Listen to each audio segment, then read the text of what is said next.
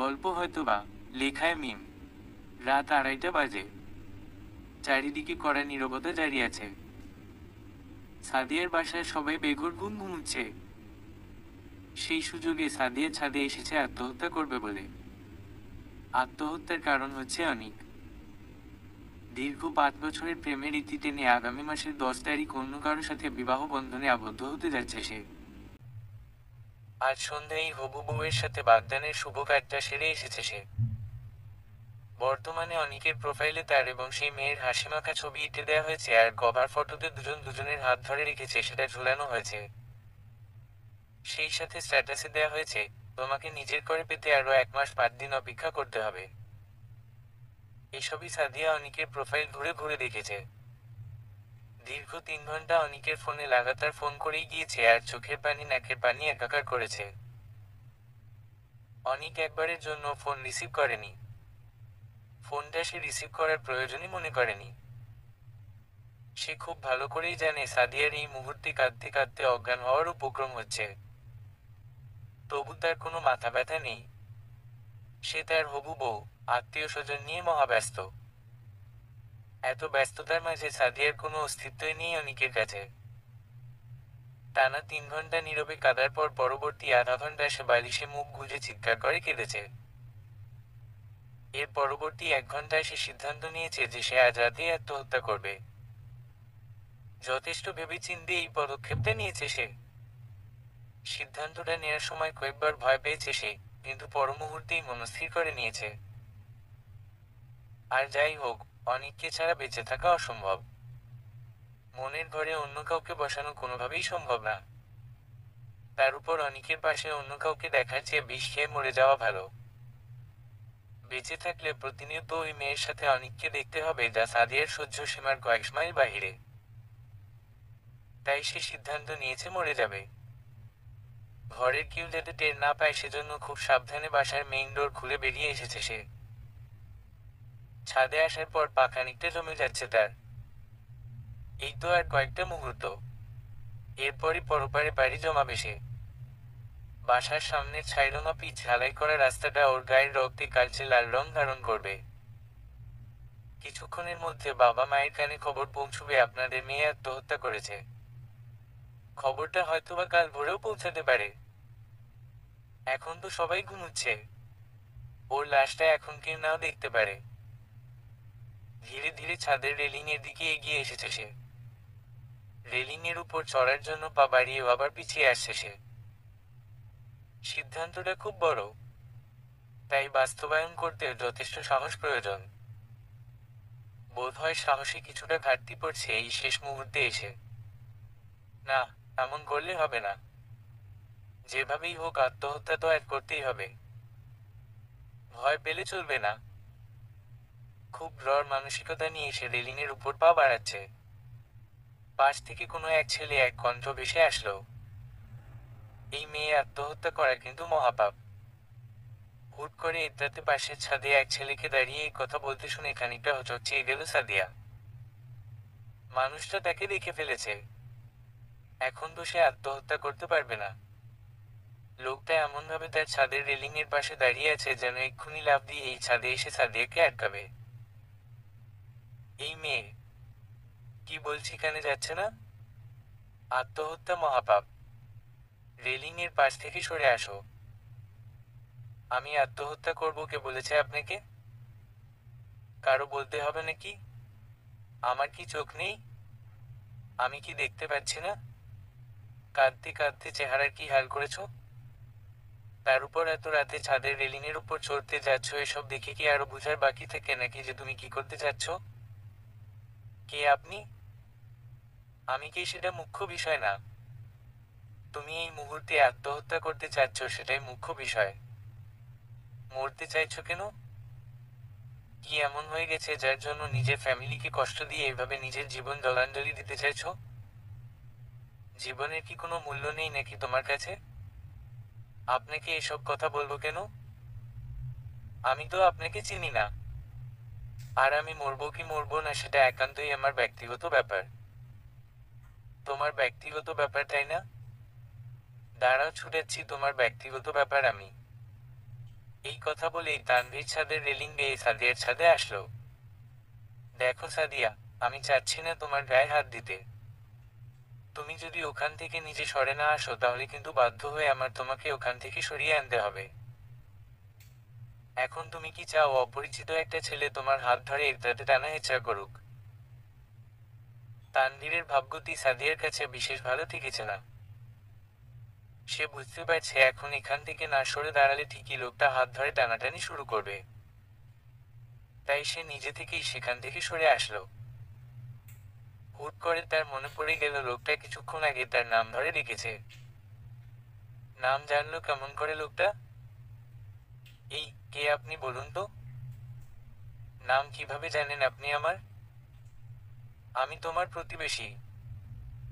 তোমার নাম জানাটাই স্বাভাবিক। শুধু তোমার না, তোমার ফ্যামিলির প্রত্যেকের নাম জানি আমি। প্রতিবেশী?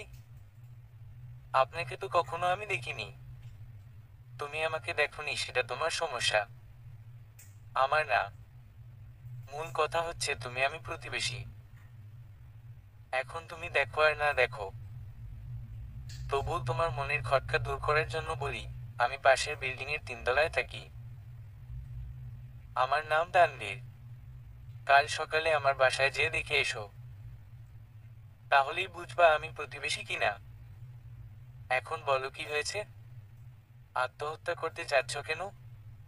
আপনাকে কেন বলবো? বলবো না। আর বললে কোনো সমাধানও হবে না। দেখো মেয়ে, কাহিনী কি হয়েছে সেটা বলো। এত ভনিতা করো না। রাত অনেক হয়েছে। চুপচাপ সমস্যার কথা বলে বাসায় যেয়ে ঘুমাও। আর যদি না বলো তাহলে আঙ্কেল আন্টিকে এখনই ঘুম থেকে তুলে তোমার কীর্তিকলাপ সব জানিয়ে দিব। 2-4টা থাপ্পড় খেলেই মুখ থেকে সব কথা এমনিতেই বেরিয়ে আসবে। একটা পিচ্ছি মাসখানেক আগে আবদার ধরেছিল, আপু আপনার একটা গল্পের নায়কের নাম আমার নামে রাখবেন আর নায়িকার নাম রাখবেন নেহা। ওকে বলছিলাম এরপর যেটা লিখবো সেটাতে ওর পছন্দ মতো নামই দিব। গতকাল গল্পটা লিখার সময় একদমই ভুলে গেছিলাম পিচ্ছিটার কথা। সরি ভাই।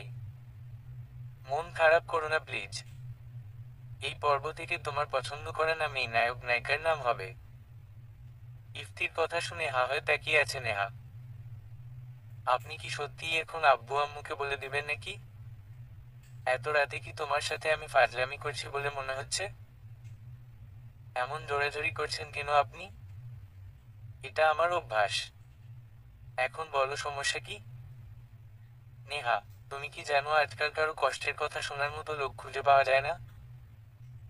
মানুষ নিজের মধ্যে কষ্ট চেপে রাখতে রাখতে একটা সময় মানসিক রোগী হয়ে যায় আর নয়তো তোমার মতো এমন ভুল সিদ্ধান্ত নেয়। আমি তোমার প্রতিবেশী মাত্র, রক্তের সম্পর্কের কেউ না। সেখানে আমি সেধে সেধে তোমার কষ্টের কথা শুনতে চাচ্ছি আর তুমি আমাকে বলতে চাচ্ছ না। কি সমস্যা হয়েছে খুলে বলো, দেখি কোনো সমাধান বের করে পারি কিনা। কোনো সমাধান বের হবে না। এটা ভুল কথা। প্রতিটা সমস্যারই সমাধান থাকে। আমরা মানুষরা বিপদে পড়লে জ্ঞানশূন্য হয়ে পড়ি, তাই চোখের সামনে সমাধান থাকা সত্ত্বেও আমাদের নজরে পড়ে না। ইফতির কথা শুনে তেমন কোনো ভরসা পাচ্ছে না নেহা। কি সমাধান বের করবে সে? সবই তো শেষ হয়ে গিয়েছে। গা ছেড়ে দিয়ে ছাদের ফ্লোরে বসে পড়ল নেহা। খানিকটা দূরত্ব রেখে ইফতি বসল নেহার মুখোমুখি।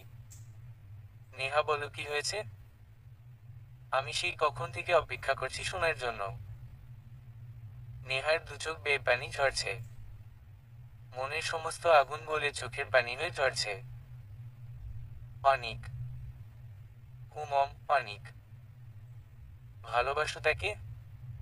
নিজের চেয়েও বেশি? এত ভালোবাসার মানুষকে ফেলে মরতে চাচ্ছ কেন?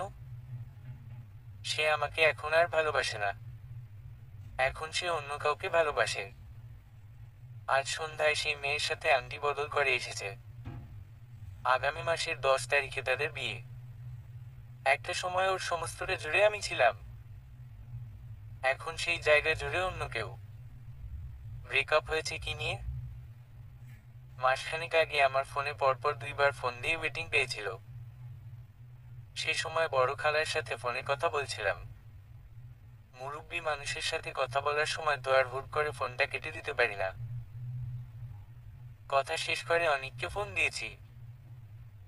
ফোন রিসিভ করেই যাচ্ছে, তাই বলা শুরু করলো, আমি নাকি অন্য ছেলের সাথে প্রেম করছি, একসাথে 2 নৌকায় পা রাখছি, আরো অনেক কিছু। সেদিনই আমাকে সাফ জানিয়ে দিল সে আমার সাথে সম্পর্ক রাখবে না। এত স্বপ্ন, এত ভালোবাসা মুহূর্তে শেষ। আমি বহুবার ওকে বুঝাতে চেয়েছি, প্রমাণ দেখাতে চেয়েছি। ও একবারের জন্য বুঝতে চাইল না, দেখতে চাইল না। বিশ্বাস করুন, আমি ওকে একদমই ধোঁকা দেইনি। মনের গভীর থেকে ওকে আমি ভালোবাসি। আমি কোনো প্রতারণা করিনি। তোমার কি ধারণা নেহা, সে তোমাকে একটা সময় খুব ভালোবাসতো? খুব। এটা তোমার বিশাল একটা ভুল ধারণা। যে তোমাকে ভালোবাসবে সে আজীবনই তোমাকে ভালোবাসবে। ভালোবাসাটা হচ্ছে একটা বদ নেশা। এত তুচ্ছ কারণে এই নেশা ফুরানোর মতো না। সেদিনের ফোন ওয়েটিং ছিল তোমার সাথে সম্পর্কের ইতি টানার একটা বাহানা মাত্র। তুমি অনিকের জন্য শুধুমাত্র একটা মোহ আর ভালো লাগা ছিলে। ভালোবাসা কখনোই ছিলে না। ভালোবাসার অনুভূতি কেমন হয় জানো?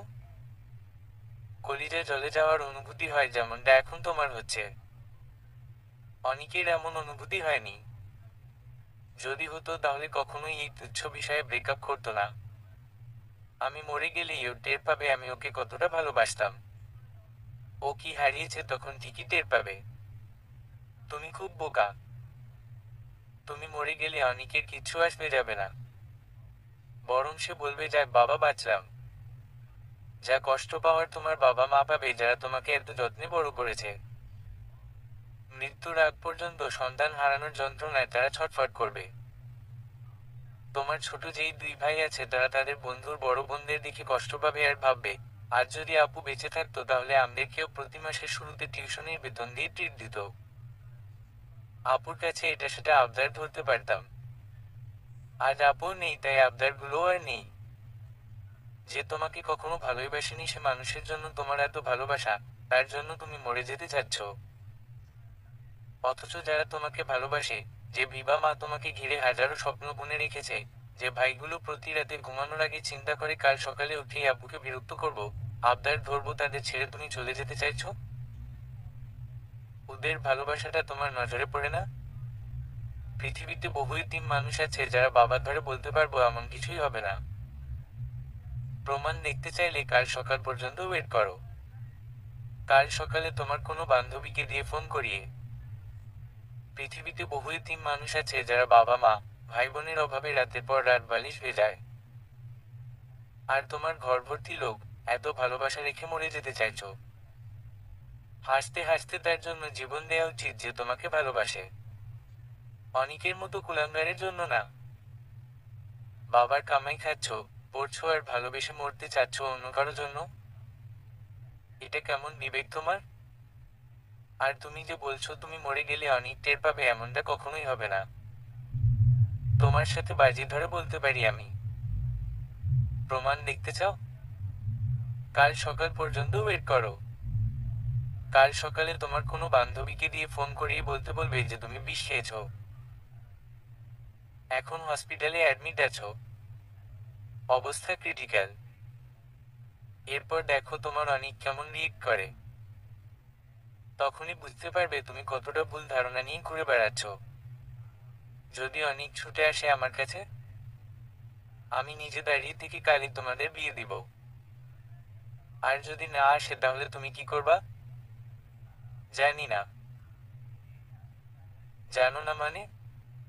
যে ছেলে তোমাকে ভালোবাসে না তার জন্য তুমি মরবে কি মরবে না সেটা নিয়ে এখনো কনফিউজড। জীবনটাকে এত সস্তা বানিও না নেহা। জীবনের অনেক মূল্য। অনেকে জীবন হারিয়ে বুঝেছে কি হারিয়েছে। এসব ছোটখাটো তুচ্ছ ঘটনার কাছে যারা নিজের জীবনটাকে বিক্রি করে দিয়েছে তারা আজ আমাদের আশেপাশেই ঘুরে বেড়ায় আর আফসোস করে। তাদের আমরা দেখিও না, তাদের মনের হাহাকার গুলো শুনতে পাই না। আপনি দেখেছেন তাদের? আমি দেখব কিভাবে তাদের? তাহলে জানেন কিভাবে তারা আফসোস করে? অনেক কথা হয়েছে, আর কোনো কথা না। এখন বাসায় যাও। বাবা মায়ের মাঝখানে যেয়ে শুয়ে পড়ো, ঘুমানোর চেষ্টা করো। কাল সকালে অনিককে ফোন দেওয়ার ব্যবস্থা করবে। আমি আগামীকাল রাত 12টার পর ছাদে অপেক্ষা করব তোমার জন্য। তুমি আসবে আর অনিক কি বললো সেটা আমাকে জানাবে। আসার সময় হাতে করে কফি নিয়ে আসবে 1 মগ। আপনি খাবেন? না, কফি আমার খুবই অপছন্দ। কফি তুমি খেতে পছন্দ করো, তুমি খাবে আর আমার সাথে সুখ দুঃখের গল্প করবে। আপনি কিভাবে জানেন আমার কফি পছন্দ? আমি অনেক কিছুই জানি। এখন বাসায় যাও, কাল রাত 12টার পর আমার সাথে দেখা করতে আসবে।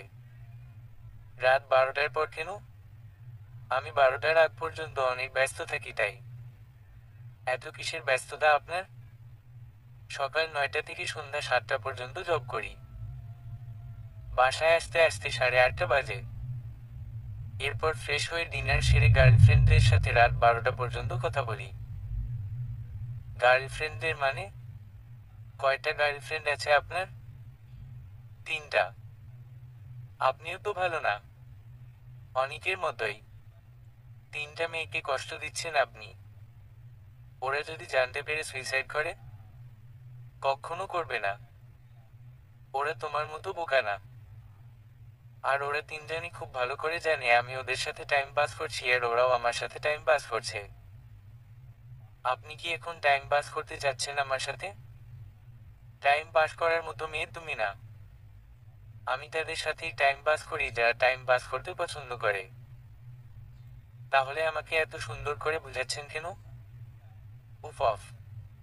নেহা, তুমি মাত্রাতিরিক্ত অপ্রয়োজনীয় কথা বলো।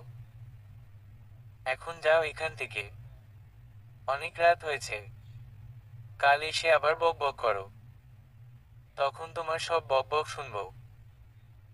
গতরাত থেকে নেহা অধীর আগ্রহে বসেছিল সকাল হওয়ার জন্য। গতরাতে ইফতি যা শিখিয়ে দিয়েছে সেই কাজটা সে করে দেখতে চায় ফলাফল কি আসে।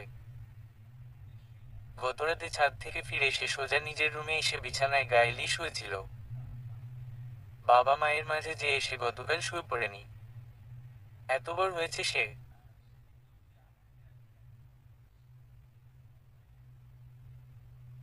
এই বয়সে বাবা মায়ের মাঝখানে ঘুমানোটা খুবই বিশ্রী ব্যাপার বলে নেহার কাছে মনে হয়েছে। তাছাড়া বিগত 5 বছরে পরিবারের মানুষগুলোর সাথে কিছুটা দূরত্ব চলে এসেছে নেহার। দূরত্বটা নেহা নিজেই তৈরি করেছে। যদিও বা তার ঘরের লোকজন আজও নেহার সাথে আষ্টে পৃষ্ঠে মিশে থাকতে চায়, বিশেষ করে ছোট ভাইটা। কিন্তু নেহাই একটু এড়িয়ে চলে। সে তার সবটা জুড়ে অনিককেই বসিয়ে রেখেছে। তার সমস্ত চিন্তা ভাবনা জুড়ে শুধু অনিক আর অনিক। পরিবারের লোকের চেয়ে বেশি প্রাধান্য সে অনিককে দিতেই বেশি পছন্দ করে। অথচ আজ সেই অনিকই ওকে ছেড়ে চলে যেতে চাচ্ছে। সকাল 7:30 বাজে।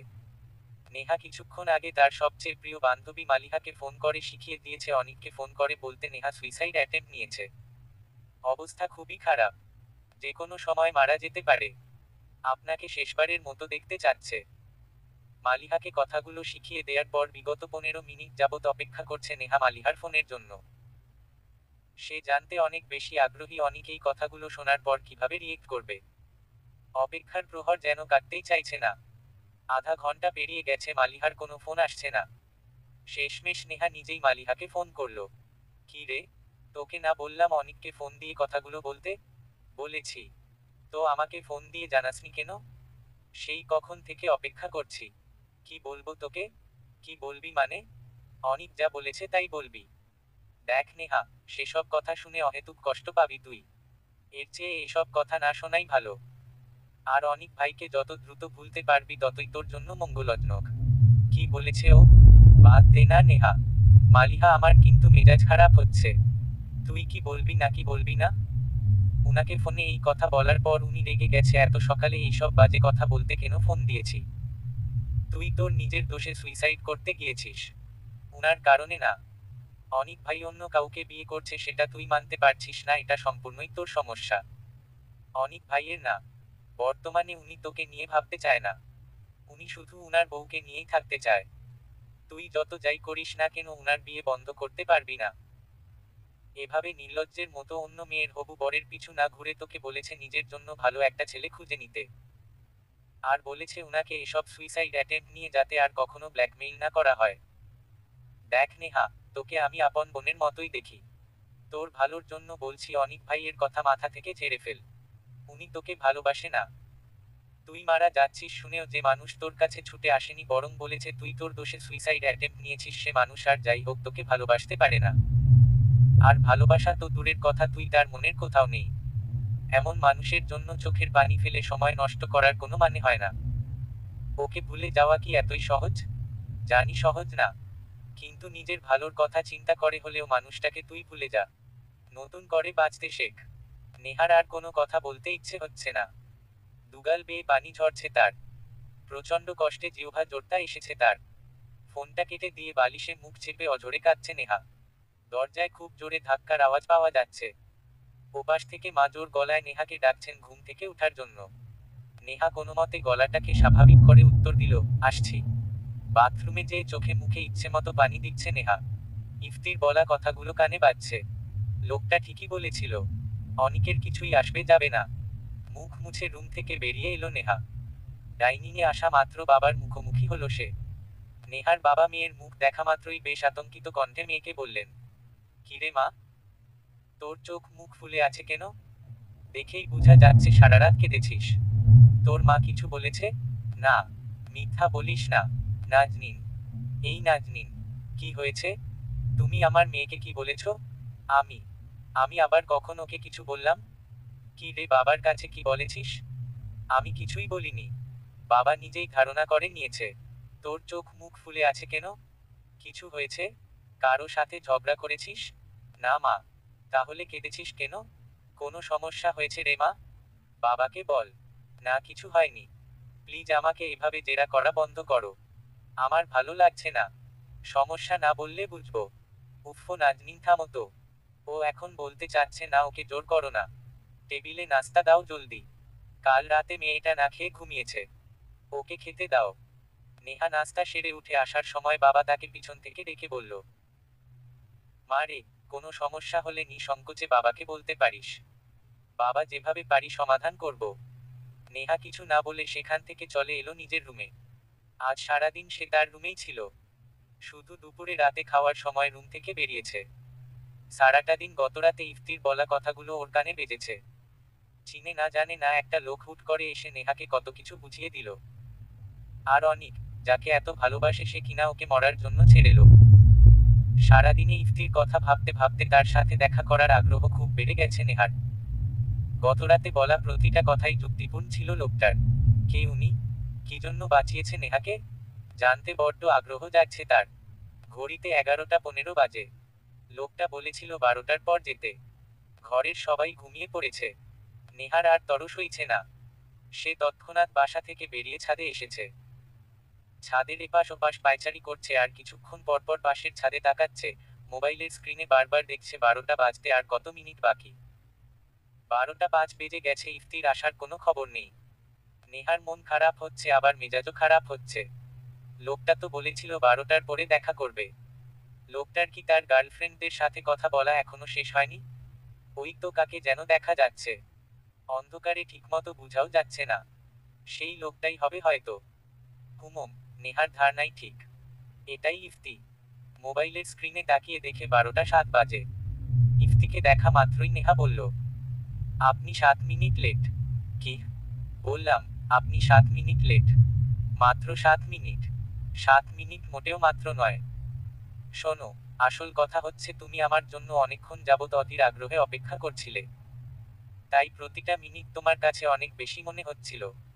অপেক্ষার প্রহর সহজে কাটতে চায় না। মোটেই না। আমি আপনার জন্য অপেক্ষা করতে যাব কেন? হা হা হা। আচ্ছা ঠিক আছে যাও। মেনে নিলাম তুমি আমার জন্য অপেক্ষা করছিলে না। আর আমি 7 মিনিট লেট করেছি এজন্য সরি। এখন কাজের কথায় আসি। অনিককে ফোন করেছিলে? হুম। আমি তোমার ছাদে এসে কথা বলি? আসেন। গতকালের মতো আজও ইফতি রেলিং বেয়ে নেহার ছাদে গিয়েছে। নেহার ছাদে এসে এদিক ওদিক দেখে নেহাকে ভ্রু কুঁচকে বলল, এই তোমাকে না বলেছিলাম কফি নিয়ে আসতে? হ্যাঁ বলেছিলেন তো। কিন্তু আমি তো একদমই ভুলে গিয়েছি। মনে থাকবে কিভাবে? সারাক্ষণ তো অনিকের পোকা মগজে ঘুরিয়ে মগজটা শেষ করে ফেলেছ। কথাটা আপনি ঠিকই বলেছেন। নিজেকে আজকে সারাদিন মগজশূন্যই মনে হয়েছে। তা অনিক কি বলল? আমার কথা কি ঠিক হয়েছে? হুম, একদম খাপে খাপ মিলে গেছে। জানার পর তোমার অনুভূতি কেমন ছিল? খুব খারাপ। কল্পনা করতে পারিনি ও এমন কিছু বলবে। জীবনে অনেক কিছুই ঘটে যা আমরা কেউ কখনো কল্পনা করিনি। তবুও ঘটে। কখনো সেই আকস্মিক ঘটনা আমাদের জন্য ভালো, কখনো বা খারাপ হয়ে দাঁড়ায়। তোমার সাথে যা ঘটেছে সেটা আমি বলবো ভালো হয়েছে। সে তোমাকে ভালোবাসে না সেটা বিয়ের আগেই খোলাসা হয়ে গেছে। ভেবে দেখো তো, তোমাদের বিয়ে হওয়ার পর যদি অনেক বদলে যেত, তোমাকে ছেড়ে অন্য কারো হাত ধরতো, তখন ব্যাপারটা কোথায় যেয়ে দাঁড়াতো? ব্রেকআপ হলে কেউ জানে না, কিন্তু ডিভোর্স হলে পুরো দুনিয়া জানাজানি হয়। লোকে 100টা প্রশ্ন করে, কি হয়েছে, কেন হয়েছে, কিভাবে হয়েছে। ম্যাক্সিমাম টাইম মেয়েদের উপরই ডিভোর্সের দোষ পড়ে। তুমি তো ব্রেকআপের কষ্টই সামাল দিতে পারছো না, বিয়ের পর যদি ডিভোর্স হতো তাহলে সেই ঝক্কি সামাল দিতে কিভাবে? আল্লাহ যা করে ভালোর জন্যই করে নেহা। তুমি কি এখনো মরতে ইচ্ছুক? আমি কনফিউজড। কেন? অনিককে ছাড়া কিভাবে বাঁচবো আমি? 5 বছরের স্মৃতি কিভাবে ভুলবো? রাত জেগে ওর সাথে কত স্বপ্ন বুনেছি, সেসব ভুলবো কি করে? মা বাবা তো ঘরে বসিয়ে রাখবে না। আজ না হয় কাল আমাকে বিয়ে দিবে। অন্য কাউকে অনিকের জায়গায় কিভাবে বসাবো আমি? নেহা, তোমার বয়স কত? 20 বছর। তার মানে অনিকের সাথে যখন তোমার প্রেম হয় তখন তুমি 15 বছরের ছিলে। হুম। অনিক তোমার জীবনে মাত্র 5 বছর ধরে এসেছে। আর গত 20টা বছর যাবৎ যারা তোমাকে আগলে রেখেছে তাদের জন্য তোমার কষ্ট হয় না? যাদের হাত ধরে চলতে শিখেছো, কথা বলতে শিখেছো, দুনিয়া চিনেছো, যারা প্রতিনিয়ত তোমার মঙ্গল কামনা করে দোয়া করে যাচ্ছে, সেই মানুষদের চোখে পড়ে না তোমার? ঠান্ডা মাথায় ভেবে দেখো তো, 5 বছরের সম্পর্কটা বড় নাকি 20 বছরের? অনিককে তো আমি আমার পৃথিবী মনে করতাম। সমস্যাটা তোমার নেহা। তোমার পৃথিবীকে তুমি নিজ ইচ্ছায় এত ছোট বানিয়ে রেখেছো যে সেখানে শুধু একজন মানুষেরই জায়গা হবে। তাও এমন এক মানুষকে সেই পৃথিবীতে জায়গা দিয়ে রেখেছো যে কিনা তোমাকে ভালোইবাসে না। আজ যদি মনের ভেতরের পৃথিবীটাকে বড় করে রাখতে তাহলে তুমি এতটা কষ্ট পেতে না। সেই বড় পৃথিবীতে তোমার মা বাবা, ভাই বোন, বন্ধুরা সবাই থাকতো যারা তোমাকে ভালোবাসে। আচ্ছা, আজ সকালে তোমার চেহারা দেখার পর আঙ্কেল আন্টির রিয়াকশন কেমন ছিল? উনারা খুব চিন্তায় পড়ে গিয়েছিল। আব্বু আম্মু বারবার জিজ্ঞেস করেছিল কি হয়েছে আমার। আব্বু বলেছে কোনো ধরনের সমস্যা হলে যেন আব্বুকে বলি। আব্বু যেভাবে পারে সমাধান করবে। তুমি কি বলেছো কি সমস্যা? না, বলিনি। তোমার বাবা কাল সকালে তোমাকে আবার জিজ্ঞেস করবে তোমার সমস্যা কি ছিল। আপনি জানেন কিভাবে?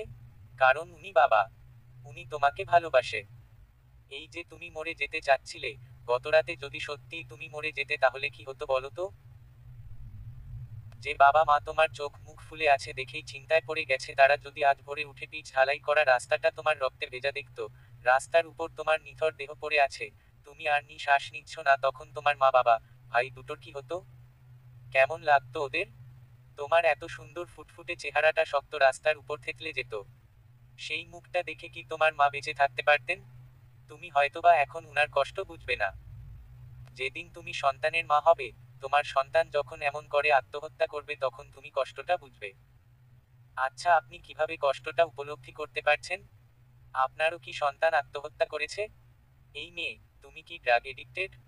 ছি, আমি এডিক্টেড হব কেন? গাঁজাখোরদের মতো কথা জিজ্ঞেস করছো কেন? আমাকে দেখলে কি মনে হয় আমি 18-20 বছরের সন্তানের বাবা? না, তা মনে হয় না। ওই যে আপনি বললেন আমি মা হলে কষ্টটা বুঝতে পারবো, তাই ভাবলাম যে আপনার বাচ্চাও বুঝি আত্মহত্যা করেছে। আচ্ছা, আপনার তো সন্তান মরেনি, তাহলে আপনি কিভাবে বুঝেন বাবা মায়েরা কেমন কষ্ট পায়? আমি কেন বুঝি না? কারণ আমি আমার বাবা মায়ের খুব কাছ থেকে তাদের মনের কথাগুলো শুনতে পাই। তাদের কষ্টগুলো বুঝার চেষ্টা করি। কিন্তু তুমি সেটা করো না। তুমি বলতে পারবে বিগত 5 বছরে তুমি তোমার বাবা মায়ের সাথে আধা ঘন্টা বসে ঠিকমতো গল্প করেছো? বা ভাই দুটোকে ঠিকমতো সময় দিয়েছো? না। আমি সবসময় অনিককে নিয়েই ব্যস্ত থেকেছি। ওকেই প্রাধান্য দিয়েছি সবচেয়ে বেশি। আমি কখনো চাইনি অনিক বলুক যে তুমি আমার চেয়ে অন্য কাউকে বেশি ইম্পর্টেন্স দাও। কি লাভ হলো তাতে? সে কি তোমাকে ইম্পর্টেন্স দিয়েছে বিনিময়ে? দেয়নি। অযথা জীবনের 5টা বছর নষ্ট হয়েছে। নিজের ফ্যামিলির সাথে দূরত্ব বেড়েছে তোমার। ফ্যামিলি একটা মানুষের জন্য খুব বেশি গুরুত্বপূর্ণ। তোমার কোনো সমস্যা হলে প্রেমিক দৌড়ে এসে তোমাকে হেল্প করবে না, তোমার ফ্যামিলি তোমাকে হেল্প করবে। যেমন তোমার বাবা। তোমার কি সমস্যা হয়েছে সেটা না জেনেই দুপায়ে দাঁড়িয়ে গেছেন তোমাকে হেল্প করার জন্য। কই তোমার অনিক তো তুমি মরে যাচ্ছ শুনেও তোমার কাছে ছুটে এলো না। পার্থক্যটা বুঝতে পারছো কিছু? একটা কথা বলি। বলো। আমি আত্মহত্যা করতে চাই না। আমি আমার ফ্যামিলিকে নিয়ে বাঁচতে চাই। কিন্তু অনিক, ওকে ভুলবো কিভাবে? নেহা, প্রতিটা মানুষই জীবনে কোনো না কোনো ভাবে কষ্ট পায়। সময়ের সাথে সেই কষ্টগুলোও মুছে যায়। জীবনে সুখ আসে। জীবনে সুখ দুঃখ দুটোই আছে। এখন যদি তুমি বর্তমান কষ্টের জন্য জীবনের হাল ছেড়ে দাও, আত্মহত্যা করো, তাহলে সামনে তোমার জন্য যে সুখটা অপেক্ষা করছে সেটা কি তুমি পাবে? তুমি যে কষ্টটা পাচ্ছ সেটা চিরস্থায়ী না। পৃথিবীতে এমন অনেক মানুষ আছে যারা জন্ম থেকে মৃত্যু পর্যন্ত কষ্ট পেতেই থাকে। সেই মানুষগুলো কষ্টের সাথে বন্ধুত্ব করে নিয়ে জীবনটাকে উপভোগ করার চেষ্টা করে, সুখী হতে চেষ্টা করে। কষ্টের সাথে বন্ধুত্ব করা যায়? অবশ্যই যায়। যারা পঙ্গু, চোখে দেখে না, তারা তো কষ্টের সাথেই বন্ধুত্ব করে চলাফেরা করছে, তাই না? তারা তো বেঁচে আছে। হাসি কান্না দুটোর সংমিশ্রণেই বেঁচে আছে। সময়ের সাথে সাথে সব বদলে যায় নেহা। এই যে তুমি এই মুহূর্তে চোখের পানি ফেলছো, কষ্টে মরে যেতে চাইছো। হতে পারে আগামী বছর পরিস্থিতি ভিন্ন থাকবে। আল্লাহ তোমার জন্য হয়তো এমন কাউকে তৈরি করে রেখেছেন যে তোমার জীবনটা সুখে ভরিয়ে তুলবে। হতে পারে এ সময়টায় আগামী বছর সেই মানুষটার বুকের উপর শুয়ে শান্তির ঘুম ঘুমাবে। জীবনটা কি সত্যিই বদলাবে? জীবনটা সারপ্রাইজে ভরপুর। কখন জীবন কোন দিকে মোড় নেয় বলা যায় না। খারাপ কিছুও তো হতে পারে ভবিষ্যতে। জীবন সঙ্গী তো খারাপও হতে পারে, ভালোও তো হতে পারে। জীবনটাকে এত নেগেটিভলি কেন নিচ্ছ? পজিটিভ চিন্তা ভাবনা করতে কি খুব কষ্ট হয়? আচ্ছা, আপনি আমার কি হন যে আমাকে নতুন করে বাঁচতে শেখাচ্ছেন? আমি তোমার প্রতিবেশী। প্রতিবেশী তো আরো কতই আছে। কই তারা তো আমাকে আপনার মতো করে বুঝায়নি। তুমি যে ছাদ থেকে লাফ দিতে চাচ্ছিলে সেটা কি আমি ছাড়া আর কেউ দেখেছে? না। তাহলে ওরা কিভাবে বুঝাবে তোমাকে? ওরা তো জানি না যে তুমি কষ্টে আছো, মরতে চাচ্ছ। আমি জেনেছি তাই তোমাকে এভাবে সেভাবে বুঝাচ্ছি। আরেকটা কথা বলি। হুমম, আপনাকে আমার খুব ভালো লেগেছে। কত বুদ্ধিমান আপনি। কত সুন্দর করে বুঝান। আমি তো এখন আর আত্মহত্যা করব না। সেই চিন্তা মাথা থেকে ঝেড়ে ফেলেছি। তাহলে কি আপনি আমার সাথে আর দেখা করতে আসবেন না? আমার সাথে দেখা করে কি করবে তুমি? কিছু করব না। আপনি খুব ভালো মনের মানুষ। অনেক কিছু শিখার আছে আপনার কাছে। আপনার সাথে কথা বললে সত্যিই খুব ভালো লাগে। রাত 12টা ছাড়া তোমাকে সময় দিতে পারবো না। আর রাতে অহেতুক ছাদে আসতেও ভালো লাগে না আমার। সেদিন ঘরে অশান্তি লাগছিল। গরম লাগছিল খুব। তাই ছাদে এসেছিলাম। এসে দেখি তুমি আত্মহত্যা করতে চাচ্ছ। তাই তোমার সাথে কথা বলে সময় পার করেছি। আর আজ তোমাকে আসতে বলেছি কারণ তোমাকে আরেকটু ব্রেইন ওয়াশ করানোর প্রয়োজন ছিল তাই। ব্রেইন ওয়াশ শেষ। এখন আর আমার এত রাতে ছাদে আসার কোনো মানেই হয় না। না, আসলে আমি আপনার বাসার ইলেকট্রিসিটির লাইন কেটে দিব। তখন তো বাধ্য হয়ে ছাদে আসতেই হবে। তুমি তো খুব দুষ্টু। প্লিজ প্রতিদিন 10 মিনিটের জন্য হলেও আমার সাথে দেখা করবেন। আপনার কাছে অনেক কিছু শিখার আছে। এত রাতে প্রতিদিন ছাদে উঠার সুযোগ পাবে তুমি? আমি পারবো। দরকার পড়লে আব্বু আম্মুর পারমিশন নিয়েই আসবো। প্লিজ না করবে না। তোমার লক্ষণ তো ভালো ঠেকেছে না। তুমি কি আমার প্রেমে পড়ে গেছো নাকি? ছি, আমি এত খারাপ মনের না। আপনাকে আমার ভালো লেগেছে। তার মানে তো এই না যে আপনি এ ধরনের কথা বলবেন। আচ্ছা, সরি সরি। একটু দুষ্টামি করলাম তোমার সাথে। আগামীকাল আসবো। ঠিক আছে? হুম। আর রাত 12টা না, 10:30 অথবা 11টার দিকে এসো। এত রাতে ছাদে উঠার দরকার নেই। রাত 12টায় অন্ধকার বেশ গাঢ় হয়ে যায়। গত রাত 2:30টায় ছাদ থেকে ফিরে রুমে এসে ঘুমিয়ে পড়ল নেহা। শুরুতে যদিও বা ঘুমটা আসতে চাচ্ছিল না। ঘন্টাখানেক এপাশ ওপাশ করার পর ঠিকই ঘুম চলে এলো তার। সকাল 6টায় নেহার দরজায় ধাক্কাধাক্কির আওয়াজ হচ্ছে। বাহির থেকে নেহার সবচেয়ে ছোট ভাই নূর নেহাপু নেহাপু বলে চিৎকার করছে। নেহা ধরমর করে বিছানা থেকে উঠে দরজা খুলে দেখে নূর এক হাত কোমরে দিয়ে দাঁড়িয়ে আছে। কি রে? কি হয়েছে? কিচেন রুমে চলো। কেন? আমাকে নুডলস রান্না করে দাও। আমি টিফিনে নিয়ে যাব। তুই এই কথা বলার জন্য এত সকালে আমাকে ঘুম থেকে উঠিয়েছিস? দাও না প্লিজ। খুব খেতে ইচ্ছে করছে। নূরের পিছনে নেহার মেজ ভাই নিহাল এসে দাঁড়িয়েছে। সেও একই বায়না ধরেছে। আমারও খেতে ইচ্ছে করছে। দাও না আপু রান্না করে। মাকে বল। আম্মু তো প্রতিদিনই এটা সেটা বানিয়ে দেয়। আজকে তুমি বানাও না প্লিজ। নেহার হুট করে ইফতির কথা মনে পড়ে গেল। সে বলেছিল মনের পৃথিবীটা বড় করতে হবে যেখানে বাবা মা ভাই সবাই থাকবে। ফ্যামিলির সাথে সম্পর্কটা মজবুত করতে হবে। নেহা বলল, আমি মুখ ধুয়ে আসছি, তোরা যা। দুই ভাই লাফাতে লাফাতে নিজেদের রুমে চলে গেল ব্যাগ গোছাতে। নেহা হাত মুখ ধুয়ে পেঁয়াজ কাঁচামরিচ গাজর কেটে রেডি করছে। নিহাল নেহার পিছনে এসে দাঁড়ালো। ব্যাগ গুছিয়েছিস? হ্যাঁ, স্কুল ড্রেস পরে রেডিও হয়ে গিয়েছি। আচ্ছা আপু তুমি গতকাল রাতে কোথায় গিয়েছিলে? নিহালের কথা শুনে আঁতকে উঠল নেহা। চোখ বড় বড় করে নিহালের দিকে তাকিয়ে বলল, আসতে বল, মা শুনে ফেলবে। নিহাল নেহার আরো কাছে এসে দাঁড়িয়ে ফিসফিস করে বলল, ও সরি। কোথায় গিয়েছিলে তুমি? ছাদে। এত রাতে? কেন? ভালো লাগছিল না তাই। ভয় পাওনি? না, ভয় পাবো কেন? যদি ভূত আসতো? ভূত আসবে কোত্থেকে? যদি আসতো তখন কি করতে? তখন তোকে ডাক দিতাম। আমাকে ডেকে লাভ কি? আমি কি ভূতের সাথে মারামারি করতে পারবো? আমি নিজেই তো ভূতকে ভয় পাই। দেখো না রাতের বেলা টয়লেটে যাওয়ার প্রয়োজন পড়লে নূরকে টয়লেটের দরজার বাহিরে দাঁড় করিয়ে এরপর যাই। তুই তো রাতে টয়লেটে গেল দরজার ছিটকিনিও লাগাস না। হুমম, যদি ভূত আসে বাথরুমের জানালা দিয়ে। ভূত দেখা মাত্রই যাতে দৌড়ে পালাতে পারি সেজন্য ছিটকিনি লাগাই না। হা হা হা। নিহাল তুই এখন 9-এ পড়িস। এত বড় ছেলে যদি এসব কথা বলে তাহলে কিভাবে হবে? নূরকে দেখিস, ও পড়ে 6-এ। অথচ ওর কলিজা ভর্তি সাহস। ওর সাহস না আপু, ওর হচ্ছে দুঃসাহস। এত সাহসী আমি মরে গেলেও হতে পারবো না। আচ্ছা এখন টেবিলে যা। আম্মু নাস্তা দিয়েছে টেবিলে। আমার আর 5 মিনিট লাগবে। তোদের টিফিন বক্সে ভরে ব্যাগে রেখে দিব। আচ্ছা। নিহাল শোন, আমি যে রাতের বেলা ছাদে যাই কথাটা তুই কাউকে বলিস না। বলবো না। প্রমিজ। নেহ কড়াইতে নুডলস নাড়াচাড়া করছে খুন্তি দিয়ে আর ভাবছে পরশু রাতে যদি সে মারা যেত তাহলে ভাই দুটো আজকে কার কাছে আবদার করতো। হতে পারে তার ছবি হাতে নিয়ে অথবা ওনা মুখে চেপে ধরে ভাইগুলো কাঁদতো। বিশেষ করে নূর। নেহা একদিনের জন্য কোথাও গেলে নূরের মাথা খারাপ হয়ে যায়। সেই সাথে বাবা মায়ের মাথা খারাপ করে ফেলে আপু কখন আসবে এই কথাটা বারবার জিজ্ঞেস করে। আর নিহাল, ও তো সবকিছুতেই প্রচন্ড রকমের ভয় পায়। নেহার রক্ত মাখা দেখলে হয়তোবা সে 1 মাস ঠিকমতো ঘুমাতে পারতো না আবার হয়তোবা 1 বছর। নেহা দুই ভাইয়ের ব্যাগে টিফিন বক্স ঢুকিয়ে দিয়ে ডাইনিং রুমে এসে বলল, শোন, ছুটির পর আমার জন্য অপেক্ষা করিস। তোদেরকে আমি আজ নিতে আসবো। সত্যি আপু? তুই যাবি আমাদের স্কুলে? হ্যাঁ যাব।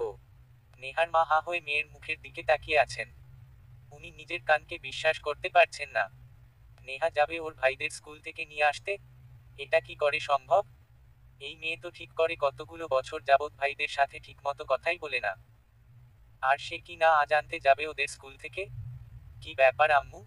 এভাবে তাকিয়ে আছো কেন? কি হয়েছে তোর? কি হয়েছে মানে? ওদের তুই স্কুল থেকে আনতে যাবি? অবাক লাগছে খুব তাই না? শোনো, এতদিন চোখের উপর পর্দা পড়েছিল। পর্দা সরে গেছে। তাই ওদের স্কুল থেকে আনতে যাব। পর্দা সরে গেছে মানে? কিছু না। দুপুরে কি রান্না করবে? তুই কি খেতে চাস? দুপুরে আমরা 3 ভাইবোন বাসায় খাবো না। আমি ওদের নিয়ে আজ বাহিরে খাবো। নেহার মায়ের বিস্ময় আরো বেড়ে গেছে। বলে কি এই মেয়ে? নেহা, তোকে কেমন যেন অসুস্থ মনে হচ্ছে। এতদিন অসুস্থ ছিলাম। এখন আমি পুরোপুরি সুস্থ। এতদিন আমি একটা বুদ্ধিহীন ছিলাম। এখন আমার বুদ্ধি হয়েছে মাথায়। মাসের শেষ সময় চলছে। হাতে মাত্র 15 টাকা আছে। 2000 থাকলে তোমাদেরকে সাথে নিতাম। টাকা বেশি নেই তাই তুমি আর আব্বু আপাতত বাদ। নেক্সট মাসে বেতন পেয়ে তোমাদের সহ খাওয়াবো। মা রে, একসাথে এত লোড আমাকে দিস না। তোর আচরণে আমি ঘোরের মধ্যে পড়ে যাচ্ছি। তুমি থাকো তোমার ঘোর নিয়ে। আমি যেয়ে ঘুমাই। তোমার ছেলেরা আমাকে শান্তিমতো ঘুমুতেও দেয়নি। নেহার মা তাকিয়ে মেয়ের চলে যাওয়া দেখছেন আর ভাবছেন মেয়েটা কি সত্যিই অসুস্থ হয়ে গেল। নেহা নিজের বিছানায় শুয়ে শুয়ে ভাবছে, অনেক হয়েছে অন্যের ছেলের পিছনে ফালতু টাকা খরচ। আর না, এখন থেকে নিজের ঘরের লোকদের পিছনে টাকা খরচ করবে সে।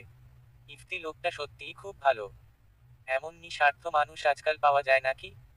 উনাকেও একদিন রেস্টুরেন্টে খাওয়াতে হবে। লোকটা তো আপন মানুষের চেয়ে কম উপকার করেনি। রাত 10:30 বাজে। নেহা তার মোবাইলে ক্যান্ডি ক্রাশ খেলছে।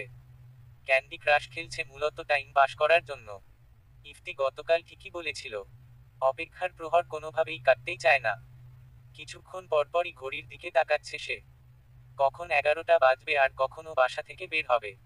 নূর নেহার রুমে এসেছে। আপু, কি কালকে স্কুলে যাবা আমাদেরকে নিয়ে আসতে?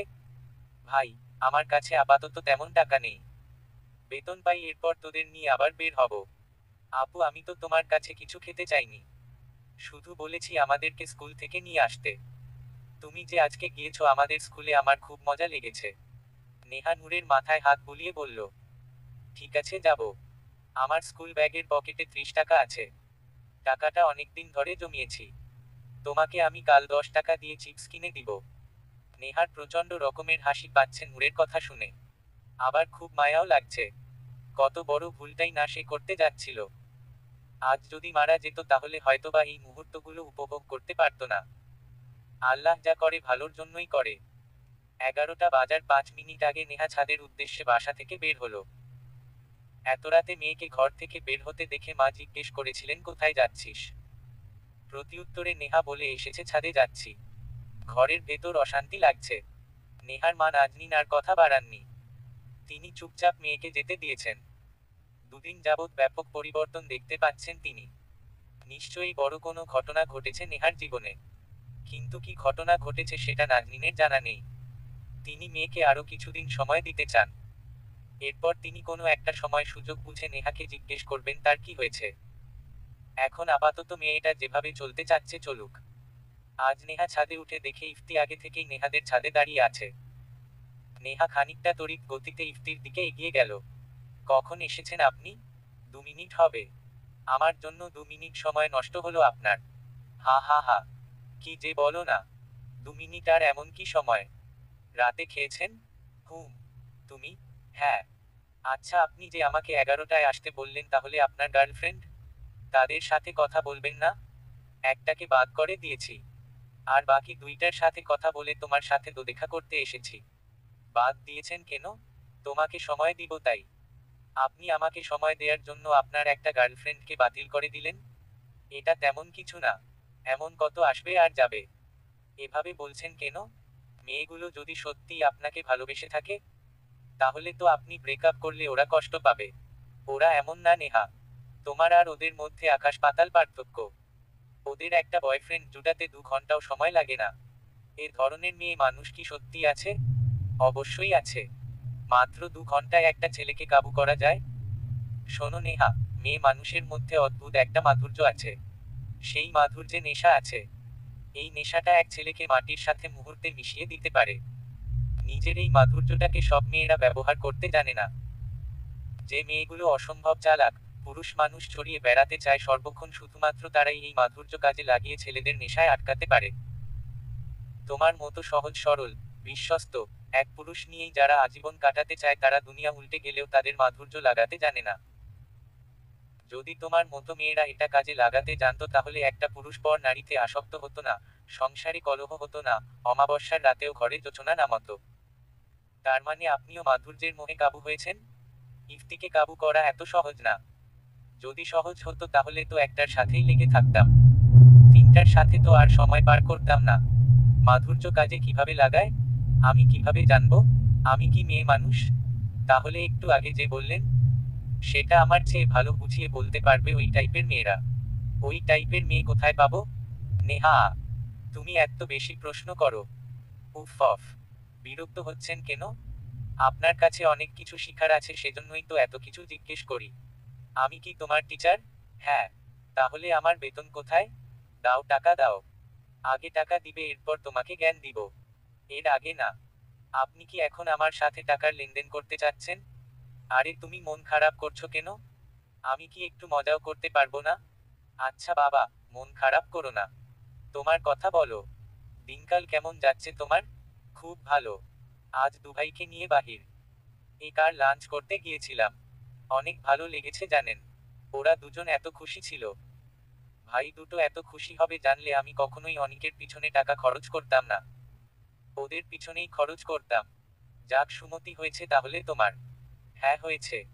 জানেন আমার ছোট ভাই বলেছে কালকে আমাকে চিপস খাওয়াবে। ছোট মানুষও 2 টাকা 5 টাকা করে 30 টাকা জমিয়েছে। সেখান থেকে 10 টাকা দিয়ে আমাকে চিপস কিনে দিবে। হা হা হা। ছোট মানুষের মন সবসময়ই সাফ থাকে। আমাদের মতো ওদের মনে এত কুটিলতা থাকে না। যেখানে ভালোবাসা থাকে সেখানে 5-10 টাকার জিনিসও অনেক বড় মনে হয়। তোমার ভাই তোমাকে ভালোবেসে 10 টাকার চিপস কিনে দিবে বলেছে এতে তুমি যতটা খুশি হয়েছো, অনিকের সাথে চাইনিজে বসে খাবার খাওয়ার সময় কি কখনো এতটা খুশি হয়েছো? না। কেন হওনি? জানি না। তুমি জানতে অনেক বেশ পয়সাওয়ালা ছেলে। ওর কাছে একটা মেয়েকে চাইনিজে খাওয়ানো কোনো ব্যাপার না। তোমার ভাইটা ছোট মানুষ। বহু কষ্টে টাকাগুলো জমিয়েছে। সেখান থেকে 10 টাকাই সে তোমার পিছনে খরচ করবে। 10 টাকা তোমার ভাইয়ের জন্য অনেক বড় ব্যাপার। তবু সে টাকাটা নিঃসংকোচে তোমার পিছনে খরচ করবে। এজন্যই নূরের তোমাকে চিজ খাওয়ানোর ব্যাপারটা এত আনন্দ দিচ্ছে। আচ্ছা আপনার বাসায় কে কে আছে? মা, বাবা আর ছোট বোন। আপনার বয়স কত? 27 বছর। আপনার ঘরের লোকদের খুব ভালোবাসেন তাই না?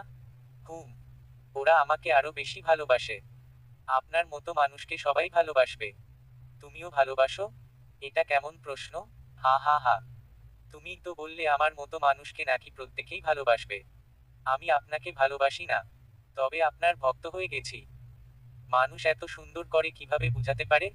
অনেক রাত হয়েছে নেহা। বাসায় যাও। আর ছাদে থাকাটা ঠিক হবে না। আর একটু বসি? না। বাসায় যাও। কালকে আবার দেখা হবে তো? তুমি যদি প্রতিদিন এভাবে আমার সাথে দেখা করো তাহলে তো দেখা যাবে তুমি সত্যিই আমার প্রেমে পড়ে যাবে। পড়বো না। প্লিজ আপনি আসবেন। আচ্ছা যাও। আসবেন তো? আসবো। আসবো। বিগত 1 মাস যাবৎ প্রতি রাতে ইফতির সাথে দেখা হয় নেহার। কখনো 10 মিনিটের জন্য কখনো বা 1 ঘন্টার জন্য। নিজেকে অনেকটা শুধরিয়ে নিয়েছে নেহা। ফ্যামিলির সাথে অসম্ভব রকমের ভালো সম্পর্ক হয়েছে তার।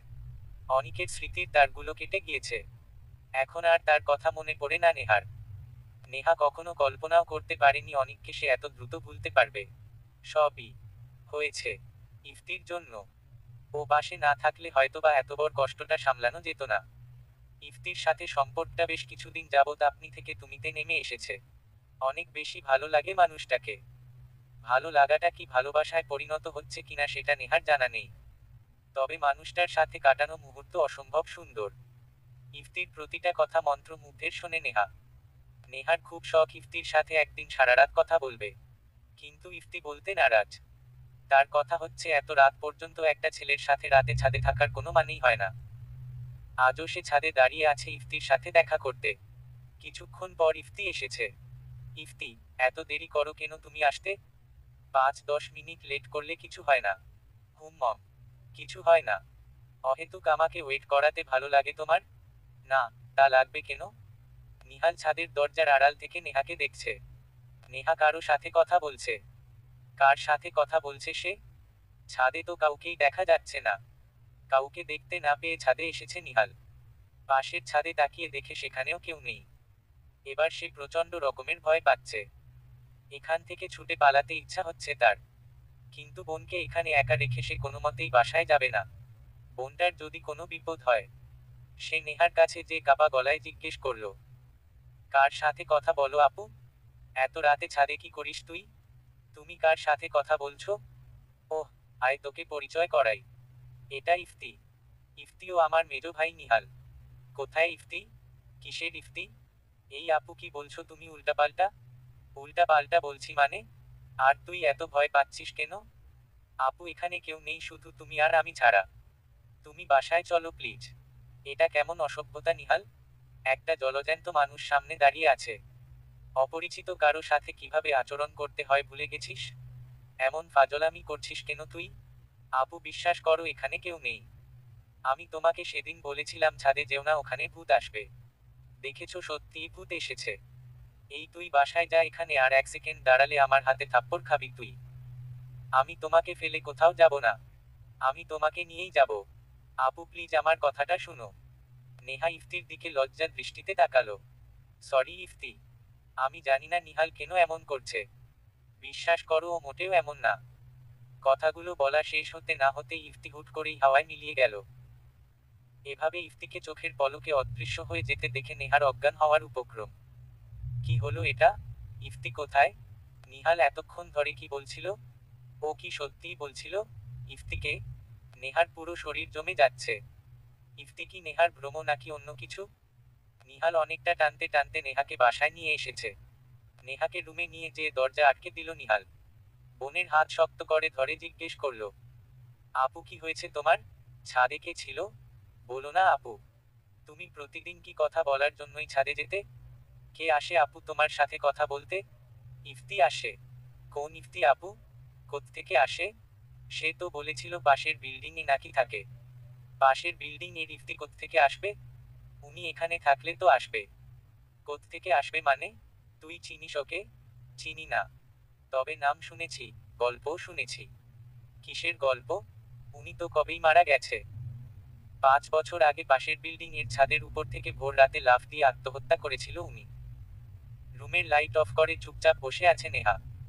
নিহাল ওর সাথে আজ রাতটা থাকতে চেয়েছিল, কিন্তু নেহাই ওকে বারণ করে দিয়েছে। ফ্লোরে বসে খাটের সাথে হেলান দিয়ে কাঁদছে নেহা। নীরবে চোখের জল ফেলছে। কি থেকে কি হয়ে গেল? এমনটা হওয়া কি খুব দরকার ছিল? ইফতি তার জীবনে এলো ঠিকই, অথচ তাকে আটকে রাখার জোর নেই নেহার। যাকে নিজের এত বড় সাপোর্ট হিসেবে সে পেয়েছে, আজ জানতে পারলো সেই মানুষটাই নাকি দুনিয়াতে নেই। পাশে কারো অস্তিত্ব টের পাচ্ছে নেহা। তাকিয়ে দেখে ইফতি ওর পাশে বসা। নেহার দিকেই তাকিয়ে আছে। কাঁদছো কেন নেহা? কেন কাঁদছি জানো না তুমি? তোমাকে মিথ্যা কথা বলেছি তাই? আত্মহত্যা করাটা কি খুব বেশি প্রয়োজন ছিল? হয়তোবা ছিল। তুমি কি জানো এই মুহূর্তে কি করতে ইচ্ছা হচ্ছে? মন চাইছে তোমাকে মেরে ফেলি। অলরেডি মৃত মানুষকে আর কতবার মারবে তুমি? কেন এমন করলে ইফতি? একটাবারও কি ভাবলে না আজ যদি তুমি বেঁচে থাকতে তাহলে তোমার জীবনটা সুন্দর হতে পারতো? যদি ভাবতাম তাহলে তো আর মরতাম না। তাহলে আমাকে কেন বাঁচিয়েছো? আমি চাই না আমার মতো অন্য কারো জীবনটা অভিশপ্ত হোক। আমার পরিবারের মতো অন্য কারো পরিবার কষ্ট পাক। আমার একটা ভুল সিদ্ধান্তের জন্য 3টা মানুষের জীবন অন্ধকার হয়ে গেছে। আর যার জন্য এই সিদ্ধান্ত নিয়েছিলাম সে খুব সুখে আছে। কি হয়েছিল ইফতি? মধ্যবিত্ত পরিবারের ছেলে ছিলাম। মাস শেষে সমস্ত খরচ শেষে টেনেটুনে 2000 টাকার মতো সেভিংস করতো আম্মা। 8 বছরের রিলেশন ছিল অন্তরার সাথে। গ্র্যাজুয়েশন কমপ্লিট করে একটা প্রাইভেট ফার্মে জব করেছি 1 বছরের মতো। অন্তরা গ্র্যাজুয়েশন কমপ্লিট করে বিয়ে করবে বলেছিল। ওর গ্র্যাজুয়েশন কমপ্লিট হতে সময় ছিল আরো 2 বছর। হুট করে একদিন জবটা চলে গেল। আবার অন্তরাও বিয়ের জন্য প্রেশার ক্রিয়েট করতে লাগলো। আমি ওর কাছে 2 মাস সময় চেয়েছিলাম। ও দিয়েছিল। অনেক ট্রাই করেছি জানো, কোথাও জব হয়নি। আর ওদিকে 1.5 মাসের মাথায় একদিন অন্তরা ফোন করে বলল, পরশু আমার বিয়ে। তোমার ফ্যামিলির সাথে আমার ফ্যামিলির অ্যাডজাস্টমেন্ট কখনোই হবে না। যার সাথে হবে তাকেই বিয়ে করব। এভাবে টেনেটুনে সংসার চালানো আমার পক্ষে পসিবল না। কথাগুলো বলেই ফোন কেটে দিল। প্রথমে বিশ্বাস করিনি। ছুটতে ছুটতে ওর বাড়ি গেলাম। যেয়ে দেখি পুরো বাড়ি লাইটিং করা। বাড়ির বাহিরে গেইটের উপর বড় করে লিখা অন্তরা ওয়েটস শাহিন। কলিজাটা দুমড়ে মুচড়ে যাচ্ছিল জানো। অন্তরাকে ফোন দিয়ে বললাম একবার বাহিরে এসে দেখা করার জন্য। অনেক রিকোয়েস্ট করার পর অন্তরা রাজি হলো। বাড়ির বাহিরে আসামাত্র ওর হাতটা আমার বুকে ধরে বললাম, আমি মরে যাব অন্তরা। তুমি মরে যাবে কেন? অদ্ভুত তো। সত্যিই মরে যাব। 8 বছরের স্মৃতি কিভাবে ভুলবো আমি? তোমাকে ছাড়া কি বেঁচে থাকতে পারবো? কখনোই না। প্লিজ তুমি আমার সাথে চলো। তুমি যেভাবে থাকতে চাইবে সেভাবেই রাখবো। তুমি পারবে না ইফতি। কখনোই পারবে না। আমি যেভাবে বাবার বাড়িতে লাইফ লিড করেছি সেভাবে তোমার ওই 25,000 টাকা স্যালারির বেতনে সম্ভব না। আমি যেভাবে পারি টাকা ম্যানেজ করব। তবু প্লিজ আমাকে ছেড়ে যেও না। দেখো ইফতি, এভাবে কেঁদে লাভ নেই। আমার হাতটা ছাড়ো। অন্য কারো হাত ধরো যে কিনা তোমার মতো মিডল ক্লাস ফ্যামিলির। এই 8 বছর কি আমি মিডল ক্লাস ফ্যামিলির ছিলাম না? তখন তোমার হুঁশ হয়নি? না হয়নি। এখন হয়েছে। কথাটা বলেই ও ওর হাতটা ছাড়িয়ে নিয়ে বাসায় চলে গেল। আমার কোনো কথাই শুনল না। এতদিনের সম্পর্ক মুহূর্তে কাচের টুকরার মতো ভেঙে চুরমার হয়ে গেল। আমার চোখের পানি মিনতি কোন কিছুই ওকে স্পর্শ করলো না। তুমি এজন্য আত্মহত্যা করেছো? সহ্য সীমার বাইরে চলে গিয়েছিল সমস্ত কিছু। মনে হচ্ছিল জীবনটা বুঝি এখানেই থমকে গেছে। চারদিকে শুধু অন্ধকার আর অন্ধকার দেখতে পাচ্ছিলাম। অন্তরাকে ছাড়া বেঁচে থাকার চেয়ে মরে যাওয়া অনেক বেশি শ্রেয় মনে হয়েছিল। বাসায় ফিরে অনেক চিন্তা ভাবনা করেছি। শেষমেশ ফজর আজানের আগ মুহূর্তে সিদ্ধান্ত নিয়েই নিলাম আত্মহত্যা করব। রেলিং থেকে ঝাঁপ দেওয়ার আগে শেষবারের মতো অন্তরার ছবিটাকে বুকে চেপে ধরেছিলাম। ছাদের উপর থেকে যখন ঝাঁপ দিলাম, আমার শরীরটা বাসার সামনের রাস্তার উপর পড়ল, শরীরের হাড় কয়টা ভেঙে গেল। বিশেষ করে বুকে ব্যথা পাচ্ছিলাম প্রচণ্ড রকমে। মাথাটা ফেটে প্রচুর রক্ত বেরিয়েছিল। আর চেহারাটা থেত। ইফতি, প্লিজ থামো। আমি আর শুনতে পারছি না। তুমি কি বিরক্ত হচ্ছ নেহা? হ্যাঁ, আমি বিরক্ত হয়েছি। তোমার উপর, তোমার কর্মকাণ্ডের জন্য প্রচণ্ড রকমে বিরক্ত আমি। তুমি জানো আমি তোমাকে কতটা পছন্দ করি। আর তুমি কিনা বসে বসে তোমার মরণের বিস্তারিত বিবরণ দিচ্ছ। এসব শুনে কষ্ট হচ্ছে না আমার? কতটা কষ্ট হচ্ছে বুঝতে পারছো তুমি? তুমি শুনে কষ্ট পাচ্ছ? ভেবে দেখো তো, যারা আমাকে 27টা বছর আগলে রেখেছিল তাদের কেমন লেগেছে। আমার নিঃশ্বাসটা বেরোনোর ঠিক আগ মুহূর্তে শুনতে পাচ্ছিলাম ফজরের আজানটা কানে ভেসে আসছে। সেই সাথে বাড়ির দারোয়ান আব্বাস চাচার চিৎকার, বাবারে, এটা তুই কি করলি? ইকরাম ভাই, জলদি নিচে নামেন, আপনার পোলা কি করছে দেইখা যান। সেটা ছিল আমার জীবনে বেঁচে থাকার মুহূর্তে শোনা শেষ কথা আর আজান। আব্বাস চাচার চিৎকারে আশপাশ থেকে কত মানুষের ভিড় জমতে শুরু করলো। সেই ভিড়ে আমিও ছিলাম। কিন্তু অদৃশ্য। আমি যে আর জীবিত মানুষের দলে নেই। আমি তো মরে গেছি। অন্তরার জন্য মরে গেছি আমি। বেশ খানিকক্ষণ বাদে আমার মা বাবা ছোট বোনটা ছুটে এলো। আব্বা আমার লাশের কাছে আসেননি। দূর থেকে অপলক তাকিয়েছিলেন। বোনটা আমার হাত ধরে টানছিল আর বলছিল, ভাইয়া উঠো না। সবাই দেখছে, তুই উঠে পড়। উঠো না তুই। মা আমাকে বুকে ধরে সে কি কান্না। আমার মুখটাতে আলতো করে হাত রেখে চিৎকার করে বলছিল, চাঁদের মুখটা শেষ। অর্ধেকটা অমাবস্যা খেয়ে ফেলেছে। ঠিক সেই মুহূর্তে ওদের দেখে আমার মনে পড়ল, এতক্ষণ ওদের কথা কেন আমার মাথায় আসেনি। মরার আগে অন্তরার ছবি বুকে চেপে ধরেছি। মায়ের ছবি তো বুকে চেপে ধরিনি। আমি যাদের কথা একবারও ভাবলাম না তাদের হৃদস্পন্দন বন্ধ হয়ে যাচ্ছে আমার জন্য। আমার মা আমাকে বুকে চেপে ধরে কাঁদছে। তাহলে মরার সময় অন্তরার ছবি কেন বুকে চেপে ধরেছি? আর আমি মরলাম কেন? আদৌ কি আমার মরাটা উচিত হয়েছে? আমার বাবা আমার লাশটা একবারের জন্যও ধরে দেখেনি। দূর থেকে বসে শুধু আমাকে দেখেছেন। আমাকে গোসল করানোর সময়ও বাবা আসেনি গোসল করাতে। যখন আমার লাশের খাটিয়া বাবা কাঁধে নিল তখন বাবা মাথা ঘুরে পড়ে গেল। বাবার হাই প্রেশার ছিল। আমার লাশের বোঝা বাবা সামাল দিতে পারেনি। সেদিন বাবা ব্রেইন স্ট্রোক করে। আমার মা বোনের আত্মচিৎকারে সেদিন চারপাশের বাতাস ভারী হয়ে গিয়েছিল। আমার বন্ধু আত্মীয় সবাই কেঁদেছিল আমার জন্য। আমার বেস্ট ফ্রেন্ড সুমন্ত 1 সপ্তাহ পর্যন্ত ঘুমায়নি। সারা রাত কেঁদেছে। আর অন্তরা, ওকে ফোন করে সুমন জানিয়েছিল। তখন ও বলল, দেখেন ইফতি সুইসাইড করেছে নিজের দোষে। এটার ব্লেম আমাকে দিতে আসবেন না। ও যদি কষ্ট সামাল না দিতে পেরে মরে যায়, এখানে আমি কি করব? ওকে কি আমি মরে যেতে বলেছি নাকি? তুমি ওর মতো হারামির জন্য মরেছ ইফতি? তুমি জানো নেহা, আমি মারা যাওয়ার দুদিন পর আমার বাসায় জব অ্যাপয়েন্টমেন্ট লেটার আসলো। মাসে 40,000 স্যালারি। বাবা স্ট্রোক করার পর কাউকে ঠিকমতো চিনত না। একদিকে আব্বা, অন্যদিকে আমি মরে গেছি, এসব ভাবতে ভাবতে আম্মাও দিন দিন অসুস্থ হয়ে যাচ্ছিলেন। ছোট বোনটা হিমশিম খেয়ে যাচ্ছিল আমাকে সামলাতে যেয়ে। মাঝ সমুদ্রে ভাসছিল লোকগুলো। সে মুহূর্তে সুমনের মা বাবা হাত বাড়ালো আমার ফ্যামিলির দিকে। সুমনের সাথে আমার বোনের বিয়ে দিল।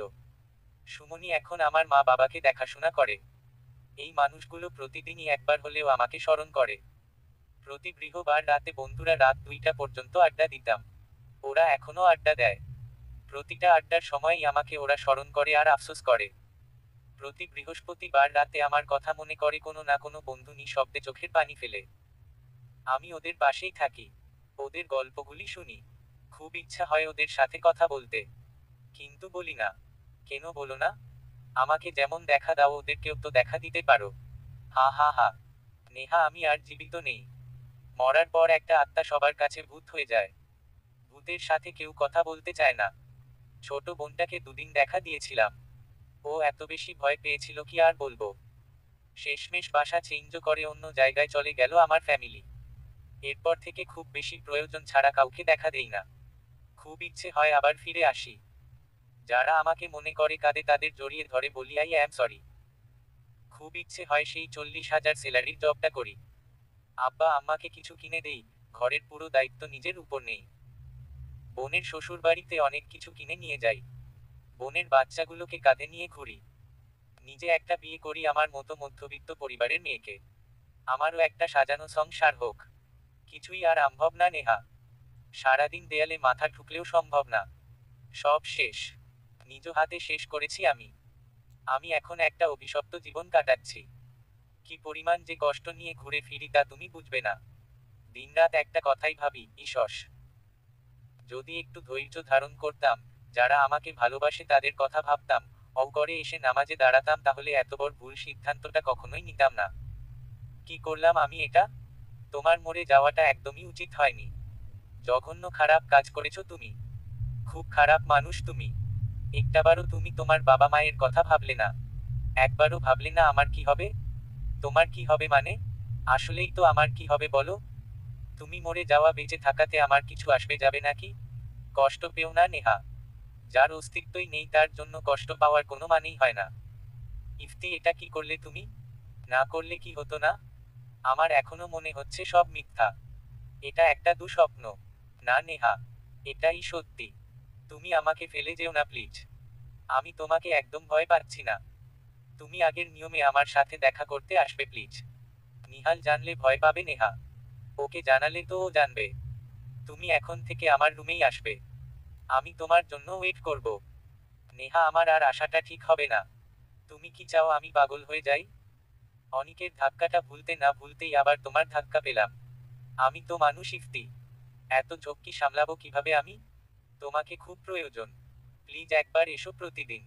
ইফতি কোনো উত্তর না দিয়েই চলে গেল। নেহা কোনোভাবেই মানতে পারছে না ইফতি মরে গেছে। এটা কি আদৌ মেনে আর মতো? বুকে চিনচিন ব্যথা করছে নেহার। হতে পারে অতিরিক্ত কষ্টে মানুষের বুকে এমন ব্যথা হয়। আর নিঃশব্দে কাঁদতে পারছে না। এবার তাকে জোরে কাঁদতে হবে। বালিশ মুখে চেপে চিৎকার করে কাঁদছে নেহা। জানে কেঁদে লাভ নেই। কাঁদতে কাঁদতে মরে গেলেও ইফতি পৃথিবীতে ফিরে আসবে না। তবুও সে কাঁদছে। বুকের চাপা কষ্টটা কমানোর জন্য কাঁদছে সে। গত দুদিন যাবৎ ইফতির দেখা মিলছে না। আজ বিকেলে নেহার জন্য বিয়ের সম্বন্ধ এসেছে। ছেলে এই এলাকাতেই থাকে। সে নাকি সেই কবে থেকেই নেহাকে পছন্দ করে। আজ আসরের নামাজ শেষে মসজিদ থেকে বেরোনোর সময় সে সরাসরি নেহার বাবাকে বিয়ের প্রস্তাব দিয়েছে নেহার জন্য। ছেলের এমন কাণ্ডে নেহার বাবা খুবই খুশি। উনার কথা হচ্ছে ছেলেটা নিঃসন্দেহে যথেষ্ট সৎ আর ভালো। সে তো চাইলে কথাটা আমার মেয়েকে বলতে পারত। সেটা না করে সরাসরি আমাকে বলেছে সে আমার মেয়েকে বিয়ে করতে চায়। এমন ছেলে আজকাল পাওয়া যায় নাকি? বেশিরভাগ ছেলেই তো এখন কিছুদিন প্রেম করে ছ্যাঁকা দিয়ে চলে যায়। ছেলের বাবা নেই, ঘরের বড় ছেলে সে, তাই নিজেই নিজের বিয়ের প্রস্তাব দিয়েছে। আগামীকাল সে তার মা আর বোনকে নিয়ে আসবে নেহাদের বাসায়। নেহার মা খুবই উৎসুক হয়ে আছেন ছেলেটাকে এক নজর দেখার জন্য। নেহার মাথা বিকেলের পর থেকে পুরোপুরি হ্যাং হয়ে আছে। একে তো ইফতির দেখা নেই, তার উপর আবার বিয়ে। সে বুঝে পাচ্ছে না হচ্ছেটা কি তার সাথে। ইফতির কথাগুলোর বাজে নেশা হয়ে গিয়েছে নেহার। ওর কথাগুলো অনেকটা মাথার টনিকের মতো কাজ করত। আজ দুদিন ধরে সেই টনিকটা আর পাচ্ছে না। তাই মাথাটাও কেমন যেন ভার ভার লাগে। অস্বস্তি হয় প্রচুর। মনে মনে খুব করে চাইছে আজ ইফতি ওকে একটাবারের জন্য দেখা দিক। একটাবার ওর সাথে এই বিয়ের সম্বন্ধটা নিয়ে একটু কথা বলুক। প্রতিদিনের মতো আজও নেহা ইফতির অপেক্ষা করছে। তবে আজ সে ঘরেই বসে আছে, ছাদে যায়নি। দুদিন পর অপেক্ষার অবসান আজ ঘটল। ইফতি এসেছে। ওকে দেখে নেহার যেমন খুশি লাগছে তেমনই রাগও হচ্ছে। তুমি যে ভীষণ রকমে জঘন্য একজন লোক সেটা কি তুমি জানো? সেটা তো জানি। এই দুদিন আসনি কেন তুমি? তোমাকে তোমার নিজের মতো করে বাঁচতে শিখাতে চেয়েছিলাম। ও আচ্ছা, তাহলে যখন মরতে গিয়েছিলাম তখন নিজের মতো করে মরতে দাওনি কেন? মরে গেলে খুব ভালো হতো। তুমি এই দুদিন আসনি, এতে কি খুব ভালো হয়েছে? তোমার সাথে কথা না বললে আমার শান্তি লাগে না, তুমি জানো না? এভাবে আর কতদিন নেহা? সারা জীবন তো আর তোমার সাথে কথা বলতে পারবো না। তোমার ঘর সংসার হবে, স্বামী সন্তান হবে, এরা যদি জানে তুমি আমার সাথে কথা বলো তাহলে পরিস্থিতি কোথায় গড়াবে তুমি জানো?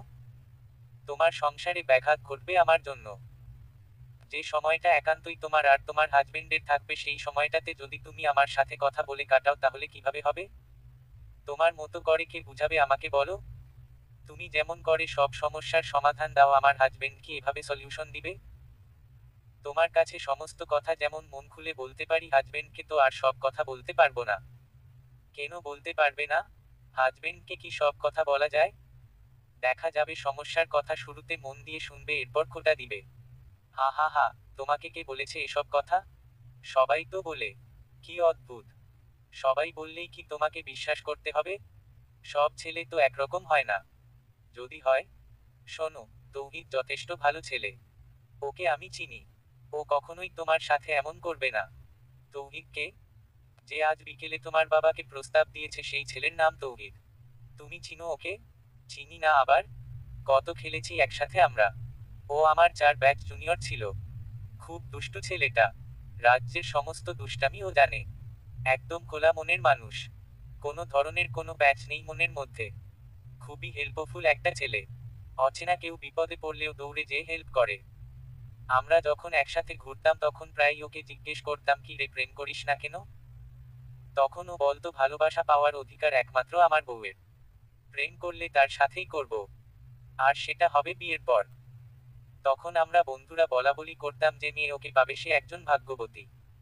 ও দেখতে খুব সুন্দর। এলাকার কত মেয়ে যে ওর জন্য পাগল ছিল। কিন্তু ও কখনো কাউকে পাত্তা দেয়নি। চাইলে ও অনেকগুলো প্রেম করতে পারত। এমন কিছুই ও করেনি। আজ দেখো, ও সরাসরি তোমার বাবাকে প্রস্তাব দিয়েছে। ওর মনে খারাপ কিছু নেই, তা উনি সংকোচে তোমার বাবার কাছে তোমার হাত চেয়েছে। কপাল গুনে এমন ছেলে পাওয়া যায় নেহা।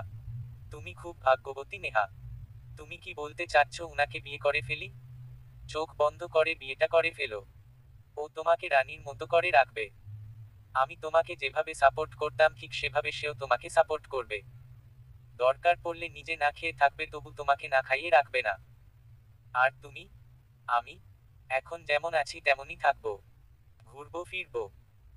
মানুষদের দুঃখ অসুখগুলো দু থেকে দেখবো। কখনো খুশি হব, কখনো বা কাঁদবো। আমার কাছে আসবে না? না। তোমাকে সাপোর্ট দেওয়ার জন্য তৌহিদ আছে। তোমাকে ভুলবো কিভাবে? তৌহিদের সাপোর্টে আমাকে ভুলে যাবে তুমি। ওর সাথে কিছুদিন সংসার করো, এরপরই বুঝবে। তখন তুমি বলবে, ইফতি তুমি ঠিকই বলেছিলে। তৌহিদের মতো মানুষ হয় না। ও তোমার চেয়েও ভালো একজন মানুষ।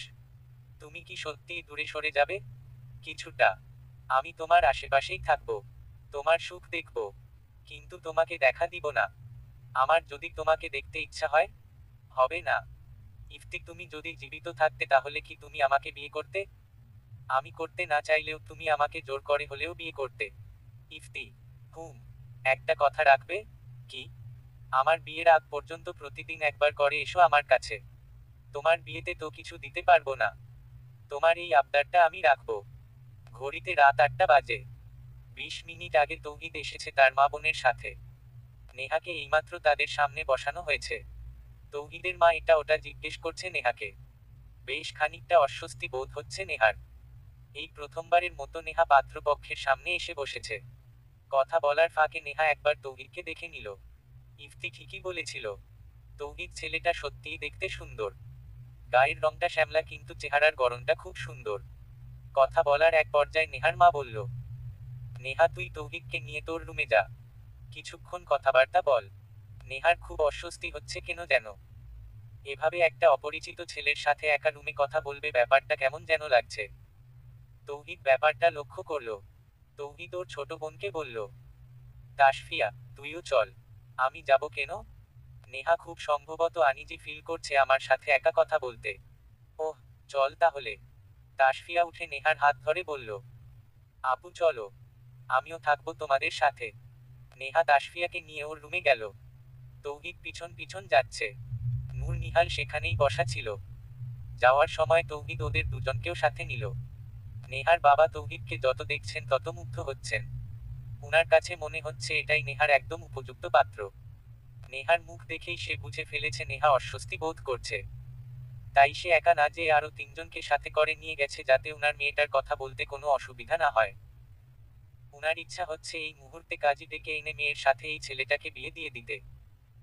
মেয়ে চলে যাওয়ার পরপরই তৌহিদের মাকে নেহার বাবা জিজ্ঞেস করলেন, আপা, আমার মেয়েটাকে আপনার পছন্দ হয়েছে?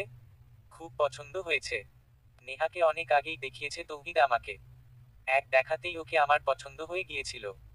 এখন শুধু আপনার অনুমতিটা বাকি। যদি অনুমতি দেন তো আজই ওকে ছেলের বউ বানাবো। আপা সত্যি কথা বলতে আপনার তৌহিদকে আমার অসম্ভব ভালো লেগেছে। এমন ছেলে পাওয়া যায় না আজকাল। ওর কথাবার্তায় আমি বেশ বুঝেছি ও আমার মেয়েকে খুব যত্নে রাখবে। এমন ছেলের কাছে কোন বাবা মা বিয়ে না দিতে চায় বলেন আপা? পারলে আজই ওর কাছে মেয়ে বিয়ে দিয়ে দেই। আপনাকে আটকে রেখেছে কে?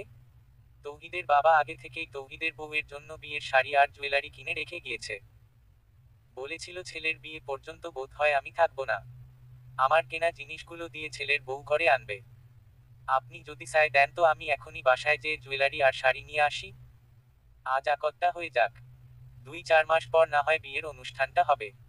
আর আপনি অনুষ্ঠান না করতে চাইলেও আপত্তি নেই। আমার কিচ্ছু লাগবে না। আপনি শুধু আমাকে মেয়েটা দেন। না না আপা, নেহা আমার একটামাত্র মেয়ে। তার উপর আমার ঘরের বড় মেয়ে। অনুষ্ঠান তো আমি করবই। তবে আমিও চাচ্ছি আকদটা আগে হয়ে যাক। আমি চাচ্ছি না বিয়েটা এতদিন ঝুলিয়ে রাখতে। তাহলে ভাই আজ কি আকদ করাবেন? আমি কি ফোন করে আমার ভাই আর দেবরকে আসতে বলবো? আপা আমার মেয়েটা কথা বলে আসুক। ওর মতামতটাও তো জানা খুব দরকার। হ্যাঁ হ্যাঁ, তা তো অবশ্যই।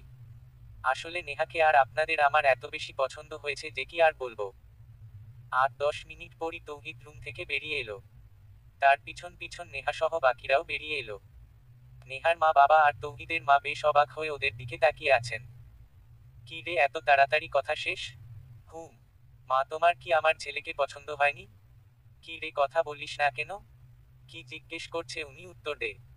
আব্বু, আমি এই বিয়েতে রাজি। তাসফিয়া খুশিতে নেহাকে জড়িয়ে ধরল। নেহা আর তৌহিদের মা একে অপরের সাথে কোলাকুলি করছেন। নেহার বাবা খুশিতে আত্মহারা হয়ে যাচ্ছে। নাজনীন, শিগগির মিষ্টি আনো। সবাইকে মিষ্টি মুখ করাও। আমার মেয়ে বিয়েতে রাজি হয়েছে। যাচ্ছি। আপা তাহলে আকদ কবে করাবো? আমি তো বললামই, যদি চান তো আজই করাবো। আপা কাল শুক্রবার। আমাকে একটা রাত সময় দিন। আমার কিছু আত্মীয় আছে, তাদের খবর দিতে হবে। ওদের ছাড়া আকদ করানো সম্ভব না। আর আপনার আত্মীয় যারা আছে তাদেরকেও খবর দিন। নেহার বুকে ধুক করে উঠল। কালই বিয়ে? আজই তাহলে ইফতির সাথে শেষ দেখা? না না, আরো কিছু সময় প্রয়োজন নেহার। যেই ও মুখ ফুটে কিছু বলতে যাবে এমনি সে দেখছে তৌহিদের পিছনে ইফতি দাঁড়িয়ে আছে। নেহাকে ইশারা দিচ্ছে যেন চুপচাপ রাজি হয়ে যায় বিয়েতে। কোনো রকমে বাদ যেন না সাধে। নেহার প্রচণ্ড রাগ হচ্ছে ইফতির উপর। না করছে কেন ও? ভাই তাহলে কি কালকে ডেট ফাইনাল করব? হ্যাঁ, কাল রাতে ফাইনাল করেন। আপনার আত্মীয় যাদেরকে বলবেন তাদেরকে আজই জানিয়ে দিন। আমার তরফ থেকে তেমন কেউ আসবে না। 10-12 জনের মতো আসবো আমরা। যতজন খুশি নিয়ে আসেন। কোনো আপত্তি নেই। আমি তো অনুষ্ঠানের সময় মেয়েকে যাবতীয় সব দিয়ে আপনার বাড়িতে পাঠাবো। তবে আপা, এখনকার জন্য তৌহিদের জন্য কিছু কি দাবি আছে? আমি একটু আগে আপনাকে কি বললাম? আমার কিচ্ছু লাগবে না। আপা, এমন কথার কথা তো সবাই বলে। এটা কথার কথা বলিনি আমি। যা বলেছি সত্যিকার অর্থেই বলেছি। ভয়ানক রকমে মুড অফ নেহার। আগামীকাল তার বিয়ে। নেহার বাবা মা মহানন্দের জোয়ারে ভাসছে। বাবা চাচা ফুফু সবাইকে ফোনে জানিয়ে দিয়েছে কাল সকাল 10টার আগে যেন সবাই উপস্থিত থাকে। কাল রাতে বিয়ে। ছাদের উপর অনুষ্ঠান হবে। কি থেকে কি হচ্ছে কিছুই বুঝতে পারছে না। সবকিছু মাথার উপর দিয়ে যাচ্ছে। 12টার উপরে বাজে। কিছুক্ষণ আগে নিজের রুমে এসে দরজা আটকে দিয়েছে নেহা। রুমে এসেই দেখে ইফতি ফ্লোরে বসে আছে। এতক্ষণ সে ইফতির পাশে চুপচাপ বসেছিল। একটা টু শব্দও সে করেনি। ইফতি নেহার মুখের দিকে তাকিয়েছিল আর নেহা ফ্লোরের দিকে। শেষমেশ নীরবতা ভেঙে ইফতি মুখ খুলল। মুখ ফুলিয়ে বসে আছো কেন? কথা বলবা না তুমি আমার সাথে? তাহলে কি আমি চলে যাব? এবার নেহা ইফতির দিকে চোখ গরম করে তাকালো। ইফতি, কাল রাতে আমার বিয়ে হয়ে যাবে। সেটা তো আমি জানি। এমন ভাবে বলছো মনে হচ্ছে তোমার মনে খুব খুশি লাগছে আমার বিয়ে হয়ে যাচ্ছে দেখে। অবশ্যই লাগছে। তৌহিদ তোমার জন্য সব দিক দিয়েই পারফেক্ট একটা ছেলে। তুমি আমার খুব প্রিয় একজন মানুষ। আমার প্রিয় মানুষটা ভালো একজন জীবন সঙ্গী পাচ্ছে। আমার তো খুশি হওয়াটাই স্বাভাবিক, তাই না? আজকের পর তো তুমি আমার কাছে আর আসবে না। তুমি কি এটা নিয়ে মন খারাপ করছো? তুমিও তো আমার খুব প্রিয় একজন। সেই প্রিয় মানুষটাকে আমি আর দেখতে পাবো না, সেটা কি আমার জন্য কষ্ট হবে না? সেটা খুবই সাময়িক। যদি সেটা সাময়িক না হয়? হবে নেহা। তোমার কষ্ট হবে না আমার কাছে না এসে? আসবো না কে বলল? তোমার আশেপাশে মাঝে মাঝে ঘুরবো। তোমাকে দেখবো, তোমার সংসার দেখবো, তোমার সুখ দেখবো। মনের মধ্যে খুব অশান্তি লাগছে ইফতি। অনিকের কাছে ধাক্কা খেলাম, তুমি এসে আমাকে সামলে নিলে। ফের তোমাকে নিয়েও ধাক্কা খেলাম। তোমার ধাক্কা সামাল দিতে না দিতেই আবার এই বিয়ের ধাক্কা, তৌহিদের আমার জীবনে আসা। এত কিছু একসাথে আমি মাথায় নিতে পারছি না। সবকিছু এলোমেলো লাগছে ইফতি। আর এতগুলো ধাক্কার মধ্যে সবচেয়ে বড় ধাক্কিটা হচ্ছে তুমি কাল থেকে আর আসবে না। সব ঠিক হয়ে যাবে নেহা। একটু ধৈর্য ধরো, নিজের মাথাটা ঠান্ডা রাখো। চাইলেই সব সময় সবকিছু করা যায় না। চেষ্টা তো করতে হবে। হচ্ছে না ইফতি। নেহা, তোমাকে আজকে কিছু কথা বলে যাই। এগুলো তোমার জন্য আমার বলা শেষ কথা। কাল থেকে তোমাকে বোঝানোর দায়িত্ব অন্য কারো হবে। সেখানে আমার হস্তক্ষেপ চলবে না। ইফতি, এভাবে বলো না প্লিজ। আমার কষ্ট হয়। সরি। আর বলবো না। কি যেন বলতে চাচ্ছিলে? আগামীকাল থেকে নতুন একটা জীবনে প্রবেশ করতে যাচ্ছ। তোমার জীবনের প্রতিটা অংশে একজন মানুষ এখন প্রত্যক্ষভাবে জড়িয়ে পড়বে। সেই সাথে আরো কিছু আত্মীয় স্বজনও তোমার সাথে জড়াবে। তৌহিদ সম্পর্কে তেমন কিছু জানতে পারোনি তুমি। স্বাভাবিকভাবেই হুট করে এমন একজনের সাথে বিয়ের সম্পর্কে জড়ানোটা খুবই অস্বস্তিকর। তার মধ্যে একটা বাড়ির বউয়ের দায়িত্ব তোমার উপর পড়বে। বাড়ির মেয়ে থেকে বউ হতে যাচ্ছ। জীবনটা এখন নাগরদোলার মতো ঘুরবে। বাড়ির বউয়ের দোষ ধরার জন্য আত্মীয় প্রতিবেশীরা রেডি হয়ে বসে থাকে। সমস্ত কিছু তোমাকে হ্যান্ডেল করতে হবে। প্রথমে আসি তৌহিদের ব্যাপারে। তৌহিদ যে তোমাকে জান প্রাণ দিয়ে ভালোবাসবে সে ব্যাপারে নিশ্চিত থাকো। ওকে তো এক রাতে বুঝতে পারবে না। বোঝাপড়ার জন্য কিছু তো সময় লাগবেই।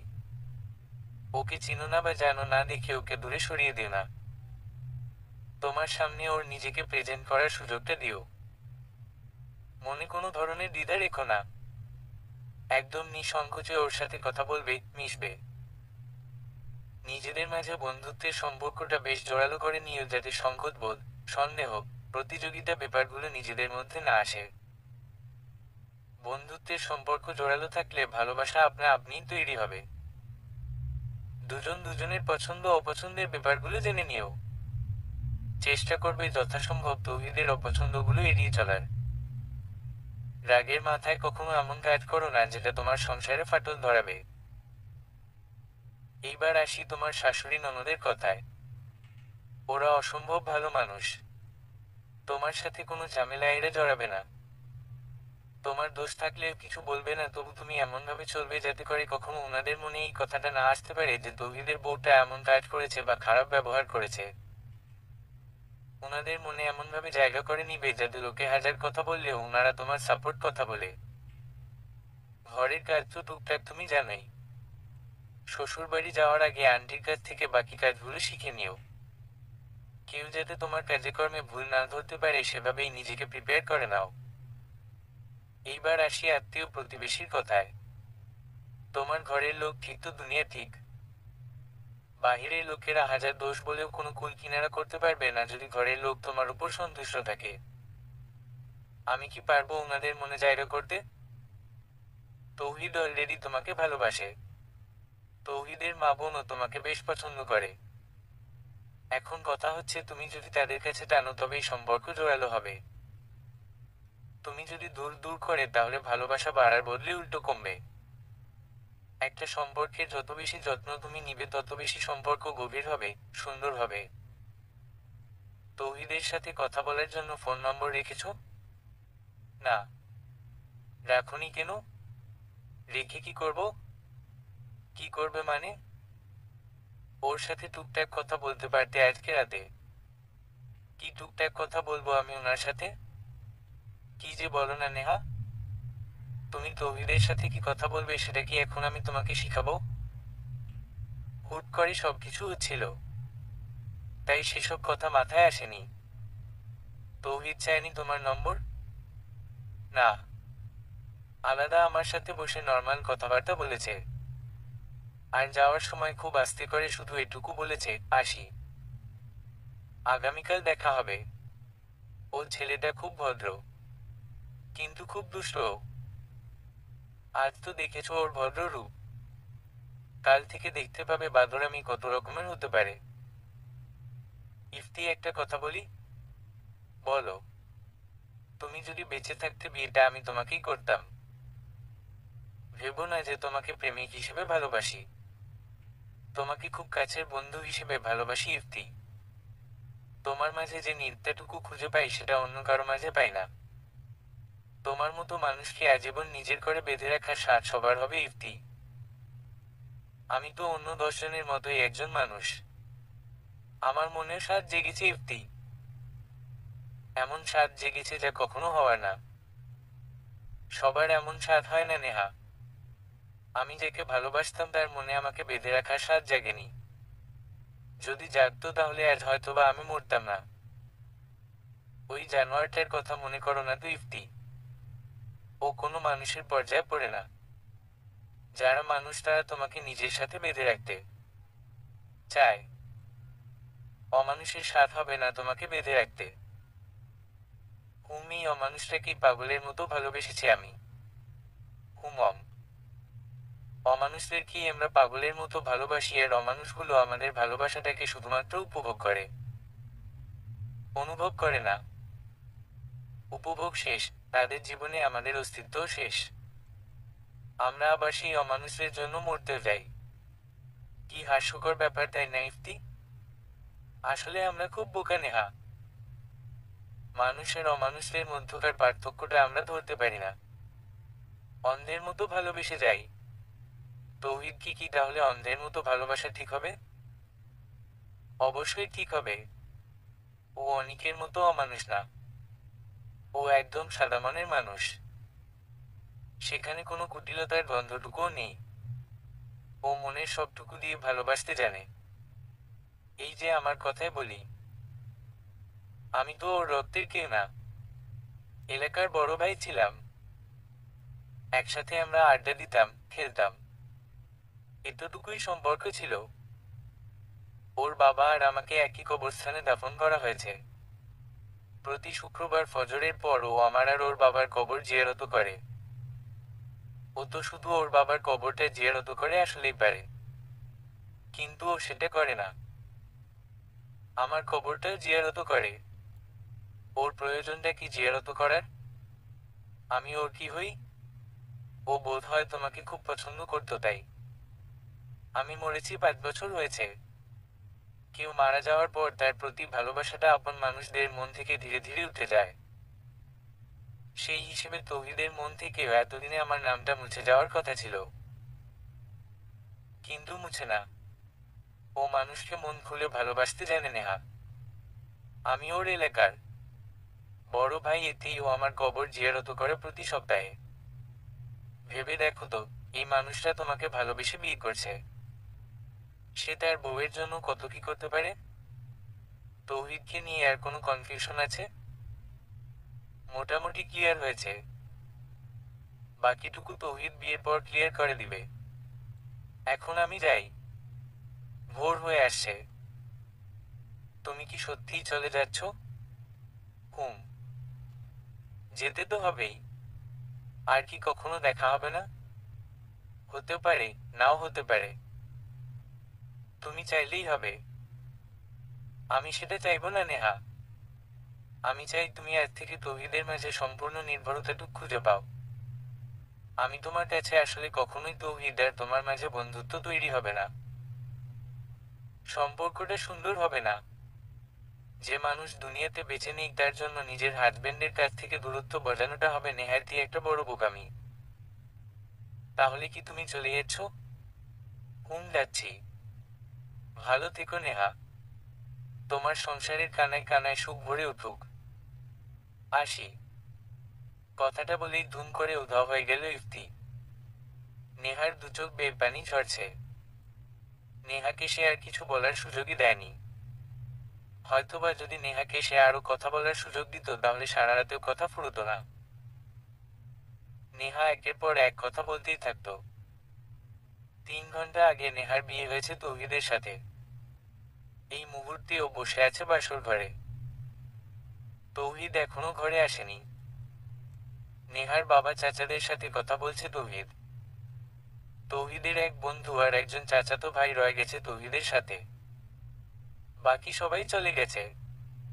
নেহার খালাতো আর চাচাতো বোন দুজন মিলে তৌহিদকে সেখানে নিয়ে এসেছে নেহার রুমে পাঠানোর জন্য। নেহার খালাতো বোনটা নেহার রুমের দরজার কাছে তৌহিদকে নিয়ে ধাক্কা মেরে রুমে পাঠালো। বউয়ের কোলে মাথা রেখে স্বপ্ন সাজান। আমাদের কাজ শেষ। বাকি কাজ আপনার। উহুম। কাজ শেষ বললেই হলো? আমি তোমার বোনের কোলে মাথা রেখে স্বপ্ন সাজাবো আর তুমি আমার হাত পা টিপে দিবে। আসো, ভেতরে আসো। ইসোস। অন্যের স্বামীর হাত পা আমি টিপি না। আমাকে যদি বিয়ে করতেন তাহলে আপনার হাত পা মাথা সব টিপে দিতাম। যাকে বিয়ে করেছেন তাকে বলেন টিপে দিতে। কথাটা বলেই নেহার কাজিনরা মুখ টিপে হাসতে হাসতে চলে গেল। তৌহিদ দরজা আটকে নেহার দিকে এগিয়ে যেয়ে বলল, তুমি রুমে এসেছো সেই কখন? এখনো ফ্রেশ হওনি কেন? সবাই বলল আপনি এসে আমাকে দেখবেন তাই আমি যেন মেকআপ না তুলি, বিয়ের শাড়িটা যেন পাল্টে না ফেলি। হা হা হা। ধুর বোকা মেয়ে। তোমার যে অস্বস্তি হচ্ছে এইসব গায়ে জড়িয়ে বসে থাকতে তা তোমাকে দেখেই বোঝা যাচ্ছে। আমি তোমার এই ফ্যাকাশে মুখটা দেখতে চাই না। তুমি যেভাবে কমফোর্টেবল ফিল করো সেভাবেই থেকো। আমার খুশির জন্য নিজের উপর এমন জুলুম করার কোনো মানে হয় না। আর যদি কখনো আমার ইচ্ছে হয় তোমাকে একটু সাজগোজ করে দেখতে বা অন্যরূপে দেখতে সেটা আমি তোমাকে মুখ ফুটে বলবো। তখন না হয় আমার জন্য সাজগোজ করো। এখন যাও ফ্রেশ হয়ে আসো। নেহা ওয়ার্ড্রোব থেকে কাপড় বের করে বাথরুমে চলে গেল। শাড়ি চেঞ্জ করে হাত মুখ ধুচ্ছে আর ইফতির কথা ভাবছে। ইফতি আর আসবে না। গতকাল এই সময় ইফতি এসেছিল ওর সাথে শেষবারের মতো দেখা করতে। তৌহিদ কি ইফতির মতো এতটা ভালো হবে নাকি অন্য সব পুরুষদের মতো হবে? ওর সাথে বন্ধুত্ব করা যাবে তো? মুখ মুছতে মুছতে ওয়াশরুম থেকে বেরিয়ে এলো নেহা। এসে দেখে তৌহিদ তার ফোন গুতাচ্ছে। নেহা বলল, আপনি চেঞ্জও করবেন না? হ্যাঁ করবো তো। তোমাদের ড্রয়িং রুমে সোফার পাশে আমার লাগেজটা আছে, ওটা একটু নিয়ে আসো। নেহা ড্রয়িং রুমের লাইট জ্বালিয়ে দেখে পুরো বাসার লাইট অফ। শুধু ডাইনিং রুমের লাইটটা জ্বালানো। সবাই বোধহয় ঘুমিয়ে পড়েছে। ড্রয়িং রুমের লাইটটা জ্বালিয়ে লাগেজে হাত দেয়া মাত্রই নেহার ছোট খালার বিস্ময় ভরা গলার আওয়াজ শুনতে পেল নেহা। কি রে, তুই এখানে কি করিস? কাপড় পাল্টালি কেন? ঘাড় ঘুরিয়ে তাকিয়ে দেখে তার ছোট খালা আর ছোট মামি দাঁড়িয়ে আছে। তাদের চোখে একরাশ বিস্ময়। উনি বলল কাপড় পাল্টাতে তাই পাল্টালাম। তৌহিদ বলেছে। হুম। কেন? উনি বুঝতে পেরেছেন আমি অস্বস্তি ভোগ করছি তাই। উনি চান না ওনাকে খুশি করতে যেয়ে আমি নিজের উপর জুলুম করি। বলিস কি? তৌহিদ সত্যিই বলেছে এসব? আমি মিথ্যা কথা বলতে যাব কেন? নেহার খালা মামি একজন আরেকজনের মুখ চাওয়াচাওয়ি করছে। তাদের মুখ দেখে মনে হচ্ছে তারা আকাশ ভেঙে নিচে পড়ে গেছে।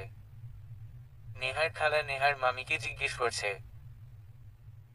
ভাবি, ভাইয়া কি বাসর রাতে আপনাকে এসব কিছু বলেছিল?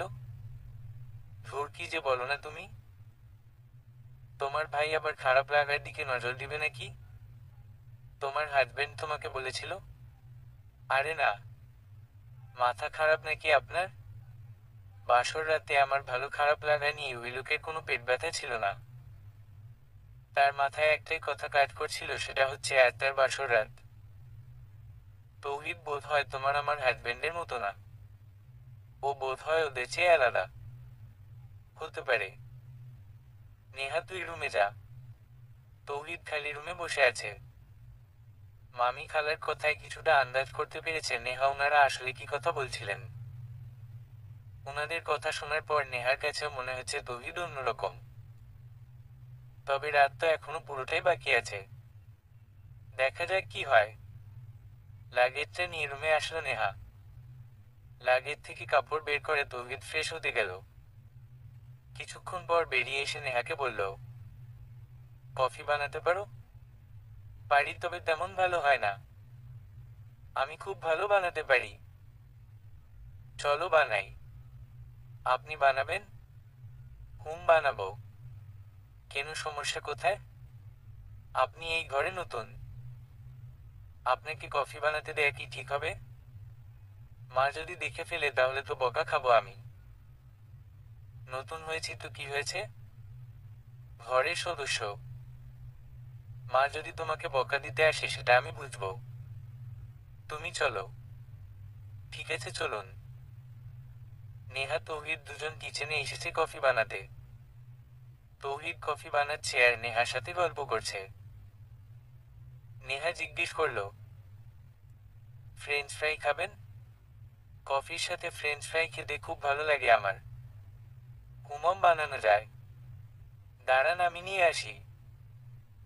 নেহা ফ্রিজ থেকে ফ্রোজেন করা আলুগুলো বের করে নিয়ে আসলো। তৌহিদ ততক্ষণে চুলায় তেল গরম করতে রেখেছে। এক চুলায় দুধ গরম হচ্ছে, অন্যটাতে তেল। দুজন পাশাপাশি ওরই এই গল্প সেই গল্প করছে আর আলুগুলো ফ্রাই করছে। ওদের কফি আর ফ্রেঞ্চ ফ্রাই রেডি। সেগুলো রুমে নিয়ে এসে খাটের উপর রাখলো তৌহিদ। নেহা, টিউবলাইটটা অফ করে ডিম লাইটটা জ্বেলে নাও। অন্ধকারে খাবেন? অন্ধকার কোথায়? ডিম লাইটের আলো আছে, সেই সাথে বাইরে ল্যাম্পপোস্টের আলো তো ঘরে আসছে। আবছা আলোয় কফি খেতে খেতে গল্প করার মজাই আলাদা। একবার ট্রাই করে দেখো। তৌহিদ জানালার পাশে যেয়ে বসেছে। নেহা ডিম লাইট জেলে তৌহিদের মুখোমুখি এসে বসল। ধোয়া উঠা গরম কফিতে চুমুক দিচ্ছে আর কিছুক্ষণ পর পর একটা দুটা ফ্রেঞ্চ ফ্রাই মুখে ঢুকাচ্ছে। রাত বাড়ছে, জমে উঠছে ওদের দুজনের কথাগুলো। কিছুটা সময় পর পর কফিতে একটু করে চুমুক দিচ্ছে তারা। কথার তালে তারা টেরই পাচ্ছে না তাদের কফি ঠান্ডা হয়ে গেছে। নেহার মুখে হাসির রেখা ফুটে উঠেছে। ইফতির কথা মনে মনে ভাবছে নেহা। ও ঠিকই বলেছিল, তৌহিদকে নিজেকে প্রেজেন্ট করার সুযোগ দিতে হবে, তবেই ওর মনের ভেতরটা জানা যাবে। ইফতির কথাগুলো অক্ষরে অক্ষরে পালন করবে নেহা। কফির মগে চুমুক দিতে যেয়ে তৌহিদ টের পেল যে কফি শেষ। ওরা দুজন দুজনের দিকে তাকিয়ে হেসে দিল। কফি তো শেষ। তাই তো দেখছি। আচ্ছা, কয়টা বাজে দেখো তো। নেহার মোবাইলটা হাতে নিয়ে দেখল 2:45 বাজে। হায় আল্লাহ, 2:45 বাজে! কখন বাজলো? এত সময় চলে গেল অথচ টেরই পেলাম না। যাক, আমার সাথে গল্প করতে তোমার বেশ ভালো লাগছিল। ঘড়ির সময়ের সাথে ভালো লাগার কি সম্পর্ক? গল্প করতে ভালো লাগছিল তাই সময় কোনো দিক দিয়ে চলে যাচ্ছে সেটা টেরই পাওনি। সেটা অবশ্য ঠিক বলেছেন। কথা বলতে ভালোই লাগছিল। অনেক রাত তো হলো। ঘুমাবে নাকি আরো গল্প করবে? আপনার ইচ্ছা। আজকের মতো গল্প বন্ধ। চলো ঘুমাই, কাল আবার গল্প করব। ঠিক আছে। আমি কি তোমার পাশে ঘুমাবো? তো আর কোথায় ঘুমাবেন?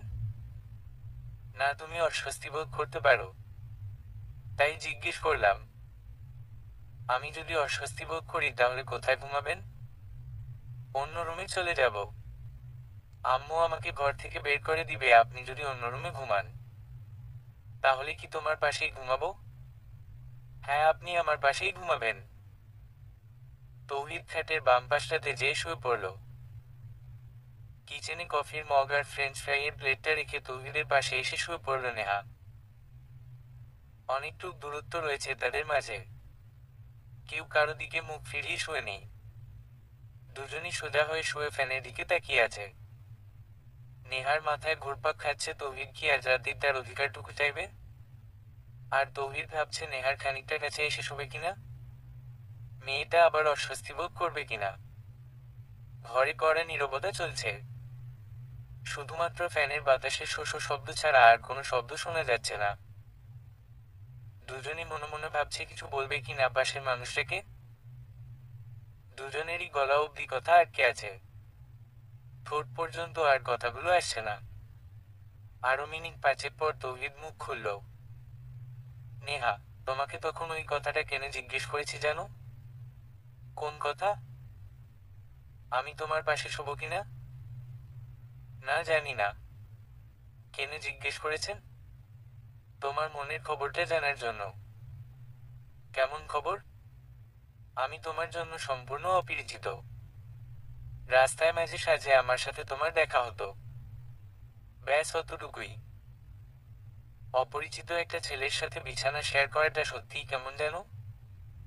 তুমি লজ্জা পেতে পারো, তোমার অস্বস্তি হতে পারে।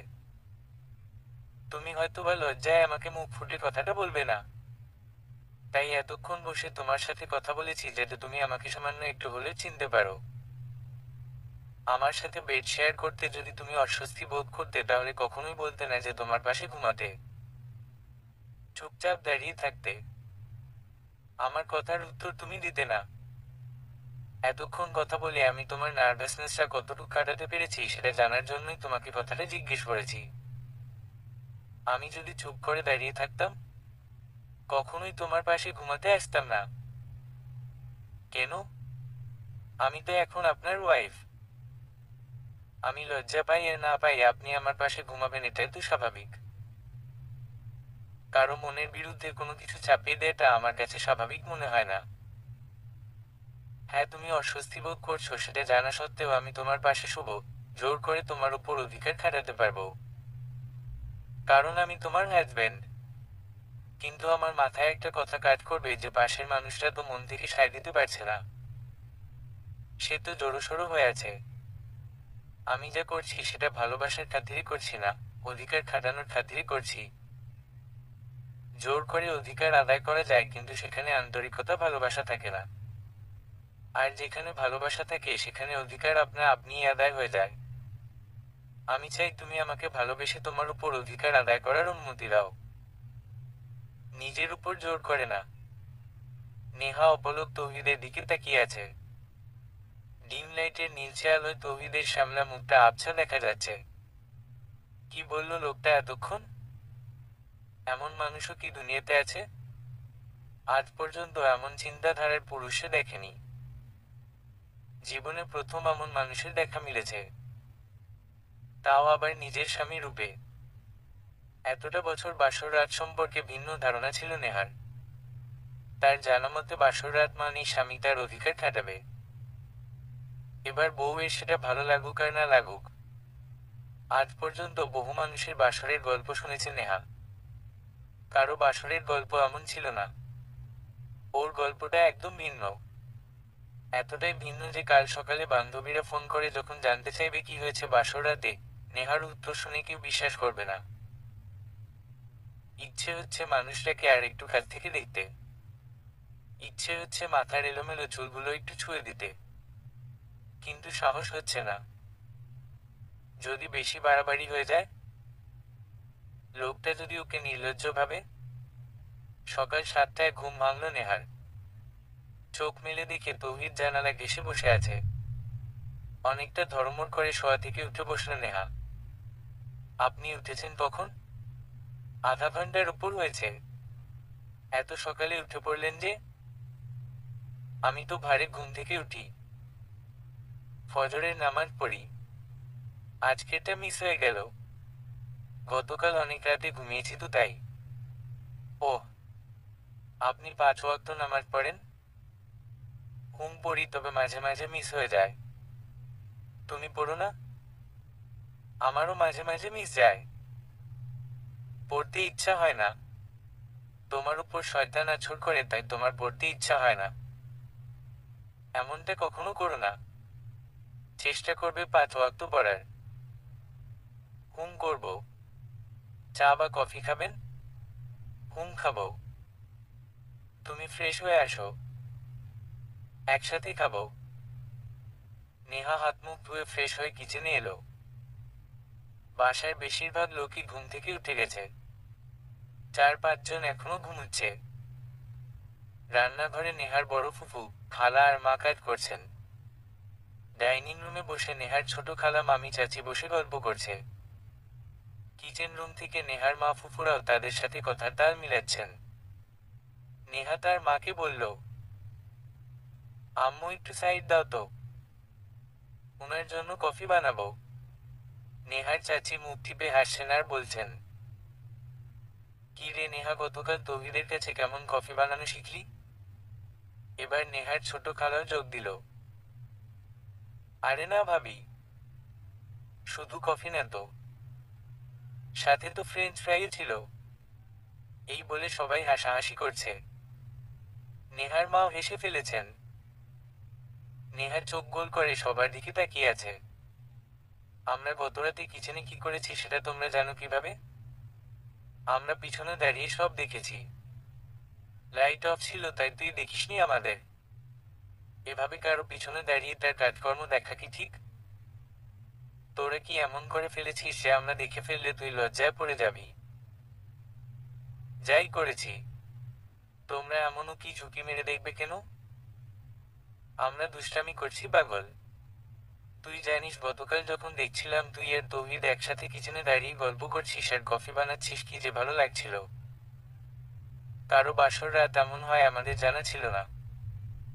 জীবনে প্রথম কোনো ছেলেকে দেখলাম বিয়ের রাতে শ্বশুরবাড়িতে কিচেন রুমে ঢুকে বউকে সাথে নিয়ে কফি বানাচ্ছে। দুপাশের দেয়ালে তোরা দুজন হেলান দিয়ে দাঁড়িয়ে গল্প করছিস, মাঝখানে চুলায় আগুন জ্বলছে। দুধের পাতিল আর তেলের কড়াই থেকে আবছা ধোঁয়া উঠছে। সব মিলিয়ে ওই মুহূর্তের নেশায় পড়ে যাচ্ছিলাম আমরা। ইচ্ছে হচ্ছিল আরো কিছুক্ষণ তোদের দাঁড়িয়ে দেখি। তোরা যখন রুমে চলে গেলি তোর খালা আমাকে বলছে, ভাবি আমার না খুব ইচ্ছে হচ্ছে ওদের যেয়ে বলি প্লিজ রুমের দরজা আটকে না, তোমরা বসে গল্প করো আর আমরা দেখি। মোট কথা চোখ জুড়িয়ে আসার মতো একটা দৃশ্য দেখেছি গতকাল।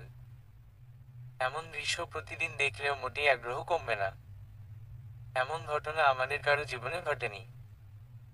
আমাদের প্রত্যেকের বাসরের ঘটনাগুলো প্রায় একই রকম ছিল। এমন পুরুষ মানুষও দুনিয়াতে আছে সেটা তৌহিদকে না দেখলে বুঝতাম না। নেহা চুপ করে কথাগুলো শুনছে। সেখানে উপস্থিত প্রত্যেকের চোখে কেমন যেন সন্তুষ্টি দেখতে পাচ্ছে, বিশেষ করে নেহার মায়ের চোখে। নেহার খালা বলল, আজ কি আবার তোরা গল্প করবি? কেন? তোদের গল্প করা দেখবো তাই জিজ্ঞেস করলাম। এটা কেমন ইচ্ছা খালাম্মি? তুই জানিস গতকাল তোদেরকে লুকিয়ে দেখার সময় মনে হয়েছিল তোদের এভাবে দেখাটা মোটেই উচিত হচ্ছে না।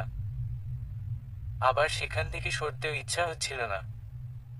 এক কাজ করো না, তোরা দুজন ড্রয়িং রুমে বসে গল্প কর আর কফি খা, আমরা বসে একটু তোদের দেখি। ধুর আন্টি, কি যে বলো না, আমাকে কফি বানাতে দাও তো।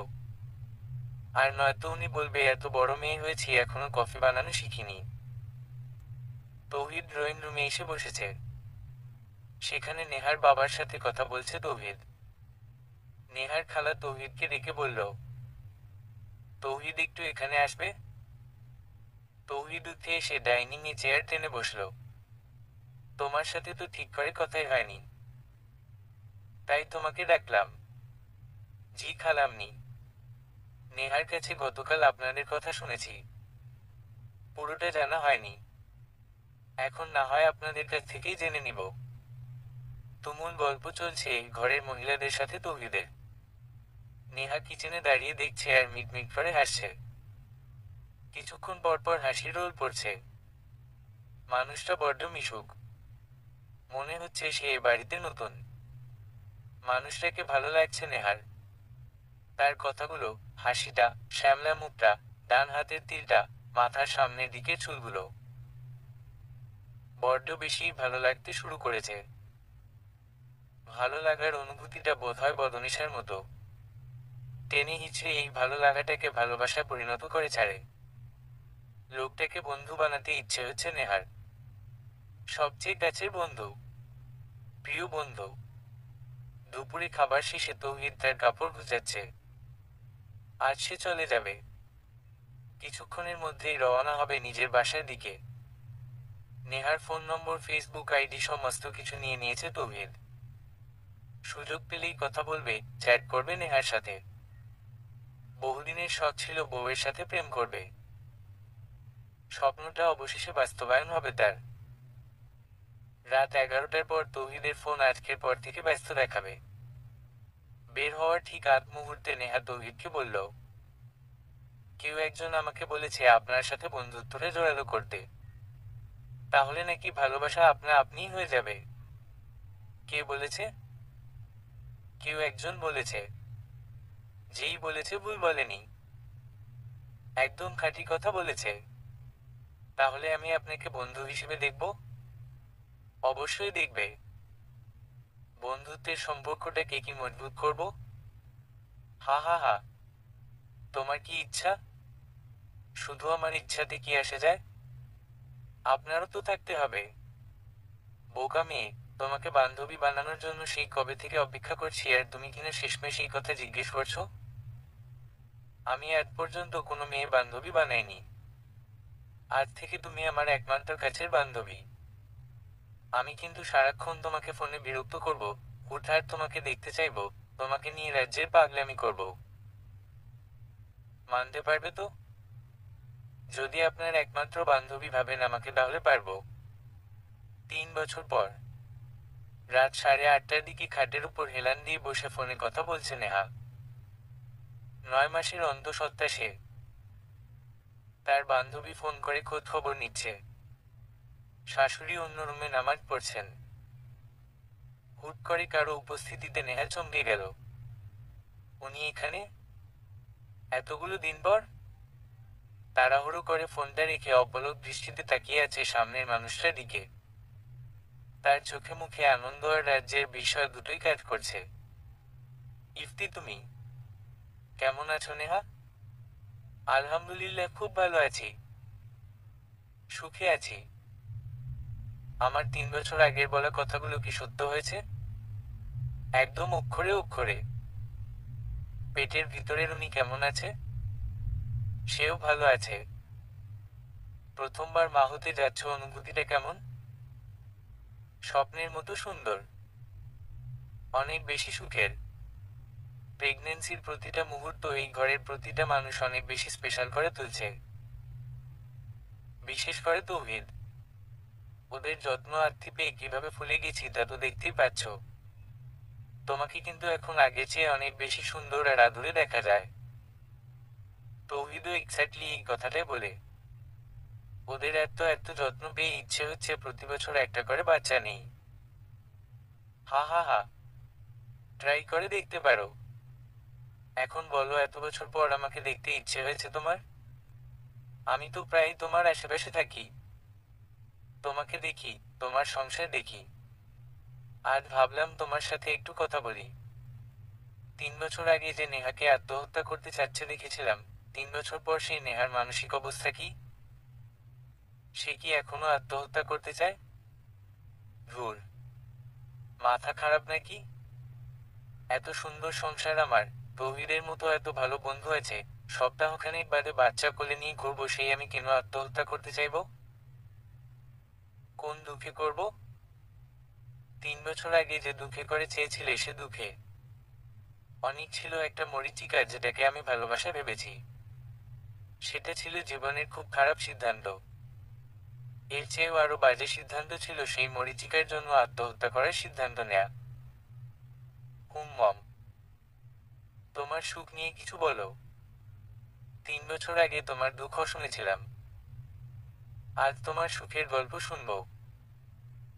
তুমি তো আমার আশেপাশে নাকি প্রায়ই আসো। তাহলে তো আমার সুখের কথা তুমি জানোই। জানি। তবু তোমার মুখ থেকে শুনতে চাচ্ছি। তৌহিদের সাথে সম্পর্কের শুরু কিভাবে? তার সাথে কাটানো সুন্দর মুহূর্তগুলো, তার ব্যাপারে ভালো লাগা মন্দ লাগার বিষয়, সংসার জীবন সমস্ত কিছু বলো। আগের 5 মাস পর অনুষ্ঠান হয় বিয়ের। অনুষ্ঠানের আগের 5 মাস ইচ্ছে মতো প্রেম করে বেরিয়েছি ওর সাথে। সম্পর্কের প্রথম ধাপটা ছিল বন্ধুত্বের। বন্ধুত্বটা যে এত দ্রুত ভালোবাসায় মোড় নিবে ভাবিনি। তবে এই ক্ষেত্রে সম্পূর্ণ ক্রেডিট ছিল তৌহিদের। বিয়ের পর দিন রাত থেকে প্রতিদিন রাত 11টায় ও ফোন করতো, একটা বাজে ফোন রাখতো। আর সারাদিনে তো 5-6 বার ফোন, মেসেজ, চ্যাটিং তো আছেই। বিয়ের 1 সপ্তাহ পর ওর সাথে আমি বাহিরে ঘুরতে যাই। সেদিন প্রথম আমাকে জিজ্ঞেস করে, আমি কি তোমার হাতটা ধরতে পারি? তুমি কি বলেছিলে? আমি কিছু বলিনি, চুপচাপ যেয়ে ওর হাতটা ধরি। ও যে অসম্ভব রকমের খুশি হয়েছিল সেটা ওকে দেখেই বোঝা যাচ্ছিল। ও আমার সাথে প্রথম ফিজিক্যালি এটা হয় 2.5 মাস পর। এর মাঝে বহু সুযোগ ছিল ওর, তবে সেই সুযোগগুলোও নেয়নি। অপেক্ষা করেছে আমার মন থেকে পুরোপুরি সায় পাওয়ার জন্য। হুটহাট রাত 12:30 বা 1টার দিকে ফোনে বলতো, একটু জানালায় আসো না, তোমাকে দেখি। মাঝে মাঝে রাত বিরাতে আইসক্রিম নিয়ে এসে বলতো, নিচে আসো। আইসক্রিম এনেছি। বাসা থেকে মাঝরাতে চোরের মতো পা টিপে টিপে বের হতাম যাতে কেউ টের না পায়। যদিও বা টের পেলে কেউ কিছুই বলতো না, তবু বের হতাম লুকিয়ে। অসম্ভব মজা লাগতো। প্রেম প্রেম ফিলিংস পেতাম ওভাবে লুকিয়ে ওর সাথে দেখা করতে। আইসক্রিম খেতাম আর এলাকার গলি ধরে হাঁটতাম। কখনো বা আমার ভার্সিটির সামনে ফুল নিয়ে দাঁড়িয়ে থাকতো। আমি রান্না করে নিয়ে ওর অফিসের সামনে দাঁড়িয়ে থাকতাম। ও আসতো, চোখে একরাশ ভালোবাসা নিয়ে বলতো, তুমি আমার জন্য রান্না করে নিয়ে আসো? আবার রোদে দাঁড়িয়েও আছো আমার জন্য? বিশ্বাস করো ইফতি, কি যে ভালো লাগতো ওই মুহূর্তে ওর কথাগুলো শুনে। ও মাঝে মাঝে আমার জন্য মাঝরাতে কফি বানিয়ে নিয়ে আসতো। ফোনে বলতো, মগ নিয়ে ছাদে আসো। মগ বলতে 2টা মগ না, একটা মগ। এক মগ থেকেই আমরা কফি খেতাম। এক চুমুক ও খেত, আরেক চুমুক আমি। এখনো এভাবেই কফি খাই। ওর সাথে ভালোবাসাটা গভীর হতে বেশি দিন লাগেনি। এমন মানুষকে না ভালোবেসে কি আদৌ থাকা সম্ভব? সংসার শুরুর আগে যেভাবে প্রেম করতে, এখনো কি সেভাবেই করো? হুম, একদম সেভাবেই চলছে। কোনো ভিন্নতা আসেনি। তবে হ্যাঁ, বাবু পেটে আসার পর থেকে আমি আর রান্না করে নিয়ে যাই না অফিসে। সংসার কেমন চলছে? খুব ভালো। ওই যে দেখো, আমার খাটে একটা বালিশ। আমরা এক বালিশে ঘুমাই। তৌহিদ যেদিন ঘরে থাকে বেশিরভাগ কাজও করে, আমাকে করতে দেয় না। মাঝে মাঝে আমাকে এটা সেটা রান্না করে খাওয়ায়। যখন রেগে যায় তখন খুব চেঁচামেচি করে। রাগ শেষ হতে বড়জোর 5 মিনিট সময় নেয়ও। এরপরই আবার আমার সামনে এসে মাথা নিচু করে দাঁড়িয়ে আমার ওড়নার আঁচল হাতে পেঁচাবে আর বলবে, সরি, মাফ করে দাও প্লিজ। যদি আমি ওর সরি একসেপ্ট না করি তাহলে শক্ত করে এসে জড়িয়ে ধরবে আর বলবে, মাফ করবা কিনা বলো? আর নয়তো ছাড়বো না। শাশুড়ি ননদ অসম্ভব ভালো মানুষ। কোনো প্যাচগোজ নেই। উনি কখনোই আমাকে একা সব কাজ করতে দেন না। হয় উনি কাজ করেন আর নয়তো তাসফিয়া কাজ করে আমার সাথে। আমার আম্মুর সাথে যে উনার কি পরিমাণ ভালো সম্পর্ক তুমি চিন্তা করতে পারবা না। প্রতি 2-1 সপ্তাহ পর পর দুজন মিলে মার্কেটে যায়। কিছুই কিনে না, অহেতুক ঘোরাঘুরি করে। ফুচকা খায়, লাচ্ছি খায় দুজন মিলে। বুড়ো বয়সে আমার আম্মু একটা বান্ধবী পেয়েছে। তুমি জানো আমি বাবার বাসায় খুব কম যাই। গেলেও সেখানে থাকি না, চলে আসি। আমার এখানে থাকতে বেশি ভালো লাগে। তাছাড়া আমি এক রাত বাবার বাসায় থাকলেই তৌহিদ চেঁচামেচি করে। লাগাতার এক ঘ্যান ঘ্যান করতেই থাকে। বাবার বাড়ি থেকে কি করবা? বাসায় চলে আসো। ও তোমাকে খুব ভালোবাসে, তাই তোমাকে ছাড়া থাকতে চায় না। এটা অবশ্য ঠিক বলেছ। প্রথম বাবা হওয়ার অনুভূতি কেমন তৌহিদের? কি বলবো? ও যেদিন জেনেছে আমি কনসিভ করেছি ও কেয়ার প্যাকে, ওর খুশি দেখার মতো ছিল। এমনিতে তো সবসময় যত্ন নিতই। কনসিভ করার পর থেকে যত্ন আরো দ্বিগুণ বেড়ে গেছে। সকালে অফিস যাওয়ার আগে আমাকে খাইয়ে দিয়ে যায়। সারাদিনে মিনিমাম 10 বার ফোন করে।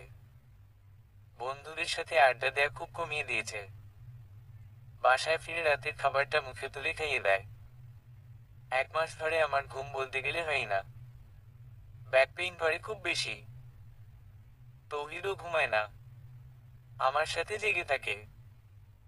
সবচেয়ে মজার ব্যাপার কি জানো? বউকে যদি ছেলে একটু যত্ন আত্তি করে তাহলে শাশুড়িদের ক্ষোভের কোনো অন্ত থাকে না। এ ব্যাপারে আমার শাশুড়ি সম্পূর্ণ উল্টো। উনি কখনোই এসব ব্যাপারে রাগ করে না, বরং তৌহিদকে বলে বলে এটা সেটা করান। উনি সবসময় এই কথাটা বলেন যে কম বয়সে তোমার শ্বশুরের ভালোবাসা থেকে বঞ্চিত হয়েছি। তোমাকে যখন দেখি তৌহিদের পরিপূর্ণ যত্ন পাচ্ছ তখন খুব ভালো লাগে। এই যে তুমি কথাগুলো বলছো তোমার চোখে মুখে আনন্দ আর তৃপ্তি খুঁজে পাচ্ছি। ভেবে দেখো তো নেহা, তুমি যদি সেদিন মারা যেতে তাহলে কি আজ এই দিনগুলো দেখতে? উহুম, সবকিছু সেখানেই শেষ হয়ে যেত। তোমাকে তখন বলেছিলাম একটু ধৈর্য ধরো, ঠান্ডা মাথায় সবকিছু চিন্তা করো। ফলাফলটা এখন পাচ্ছে তো নেহা?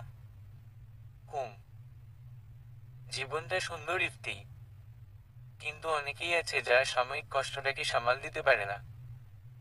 তুচ্ছ ব্যাপারগুলোকে বিশাল বড় কিছু মনে করে। সামনের দিনগুলোর কথা ভাবে না, বর্তমানের মাঝেই একা পড়ে যায়। তোমার আত্মতৃপ্তিটা মুখোমুখি বসে দেখতে চাচ্ছিলাম, তোমার আনন্দ ভরা কণ্ঠটা কাছ থেকে শুনতে চাচ্ছিলাম। তাই আজ তোমার সামনে আসা। যা ইচ্ছে হয়েছিল তা পেয়ে গেছি। এখন আমি আসি। চলে যাবা এখনই? হুম। তৌহিদ আসার সময় চলে এসেছে। হুম। ভালো থেকো ইফতি। অন্তত বছরে একবার হলেও দেখা করো। তুমি মানুষটা যে আমার কতটুকু প্রিয় তা তুমি কল্পনা করতে পারবে না। জানি নেহা, আর দেখা করার ব্যাপারে কোনো ওয়াদা করব না। তৌহিদ সিঁড়ি বেয়ে উপরে উঠছে। যাও গিয়ে দরজা খুলো। আমি আসি। ইফতি চলে গেছে। নেহা কলিং বেলের আওয়াজ পেল। গুটি গুটি পায়ে যেয়ে দরজাটা খুলে দিল নেহা। দুজন দুজনের দিকে তাকিয়ে হাসছে। তোমার জন্য চটপটি এনেছি, যাও তাসফিয়া আর আম্মাকে সাথে নিয়ে খাও। আমি গোসলটা সেরে আসি। তাসফিয়াকে ডেকে শাশুড়ির রুমে আসতে বলল। শাশুড়ির রুমে যেয়ে দেখে উনি মাত্র নামাজের বিছানা ছেড়ে দাঁড়ালেন। বাটিতে চটপটি বাড়ছে তাসফিয়া। শাশুড়ি দোয়া পড়ে নেহা আর তাসফিয়ার মাথায় ফু দিচ্ছে। নেহা শাশুড়ি আর তাসফিয়াকে দেখছে। খাটের উপর বসে বাসাটার যতটুকু পর্যন্ত চোখ যায় দেখছে নেহা। সত্যি জীবনটা সুন্দর, অনেক বেশি মূল্যবান। জীবনে কষ্ট থাকবেই, তার মানে তো এই নয় যে কষ্টগুলোর কারণে আত্মহত্যা করতে হবে। জীবনে যেমন কষ্ট আছে তেমনি সুখ আছে, কিন্তু আমরা দুঃখ বিলাসে এতটাই ডুবে যাই যে সুখটাকে আর চোখে দেখি না। দুঃখটাকে সাইডে রেখে সুখের সন্ধান করতে হয়। সুখ খুব সামান্যতে মিলে। একটা বোবা প্রাণীকে একবেলা পেট ভরে খাওয়ানোর মাঝেও সুখ আছে। আপনার সুখ আপনাকেই খুঁজে বের করতে হবে, অন্য কেউ খুঁজে বের করে দিবে না। আত্মহত্যা কখনোই কোনো সলিউশন না। প্রতিটা মানুষের জীবনে সময় পরিবর্তন হয়। খারাপটা বদলে ভালো সময় জীবনে উকি দেয়। ধৈর্য নিয়ে যে খারাপের মোকাবিলা করতে পারে সেই বুদ্ধিমান। মানুষ কষ্ট পেলেই আত্মহত্যার কথা ভাবে। আল্লাহর কাছে কেউ সাহায্য চায় না। যার কাছে সমস্যার সমাধান আছে তাকে কেউ ডাকে না। মানুষ লোকের কাছে দুঃখ বিলাস আর আত্মহত্যা করতেই বেশি ভালোবাসে। কেউ একবারও ভেবে দেখে না আত্মহত্যা করাটা কি সত্যিই কোনো সমাধান? আত্মহত্যার পর আমার আত্মাটা কি হবে? কোথায় থাকবে আমার আত্মাটা? আত্মহত্যার পর শান্তি মিলবে তো আমার নাকি জাহান্নামের চেয়ে আরো কঠিন শাস্তি ভোগ করতে হবে? ইফতির মতো এমন বহু মানুষ আছে যারা এইসব চিন্তা না করেই নিজেকে হত্যা করাটাকে বেশি শ্রেয় মনে করেছে। তারা কি ভালো আছে? মোটেই না। আজ যদি তারা বেঁচে থাকতো তাহলে তাদের জীবনটা হয়তোবা খুব সুন্দর হতো। দুঃখ কাটিয়ে সুখের মুখ দেখত। হয়তোবা তারা নেহার মতো জীবনটাকে সুন্দর ভাবত। দিন শেষে ভালোবাসার মানুষটাকে জড়িয়ে ধরে শান্তিতে ঘুমাতো। জীবন একটাই, একবার মরে গেলে আবার জন্ম নেওয়ার সুযোগ নেই। এই ধরনের বাজে সিদ্ধান্ত নেওয়ার আগে প্রতিটা মানুষেরই একবার হলেও তাদের কথা ভাবা উচিত যারা তাকে ভালোবাসে। কোনো তুচ্ছ কষ্ট আর মরীচিকার জন্য নিজের জীবন বিসর্জন দেওয়াটা চূড়ান্ত পর্যায়ের বোকামি। সমাপ্ত।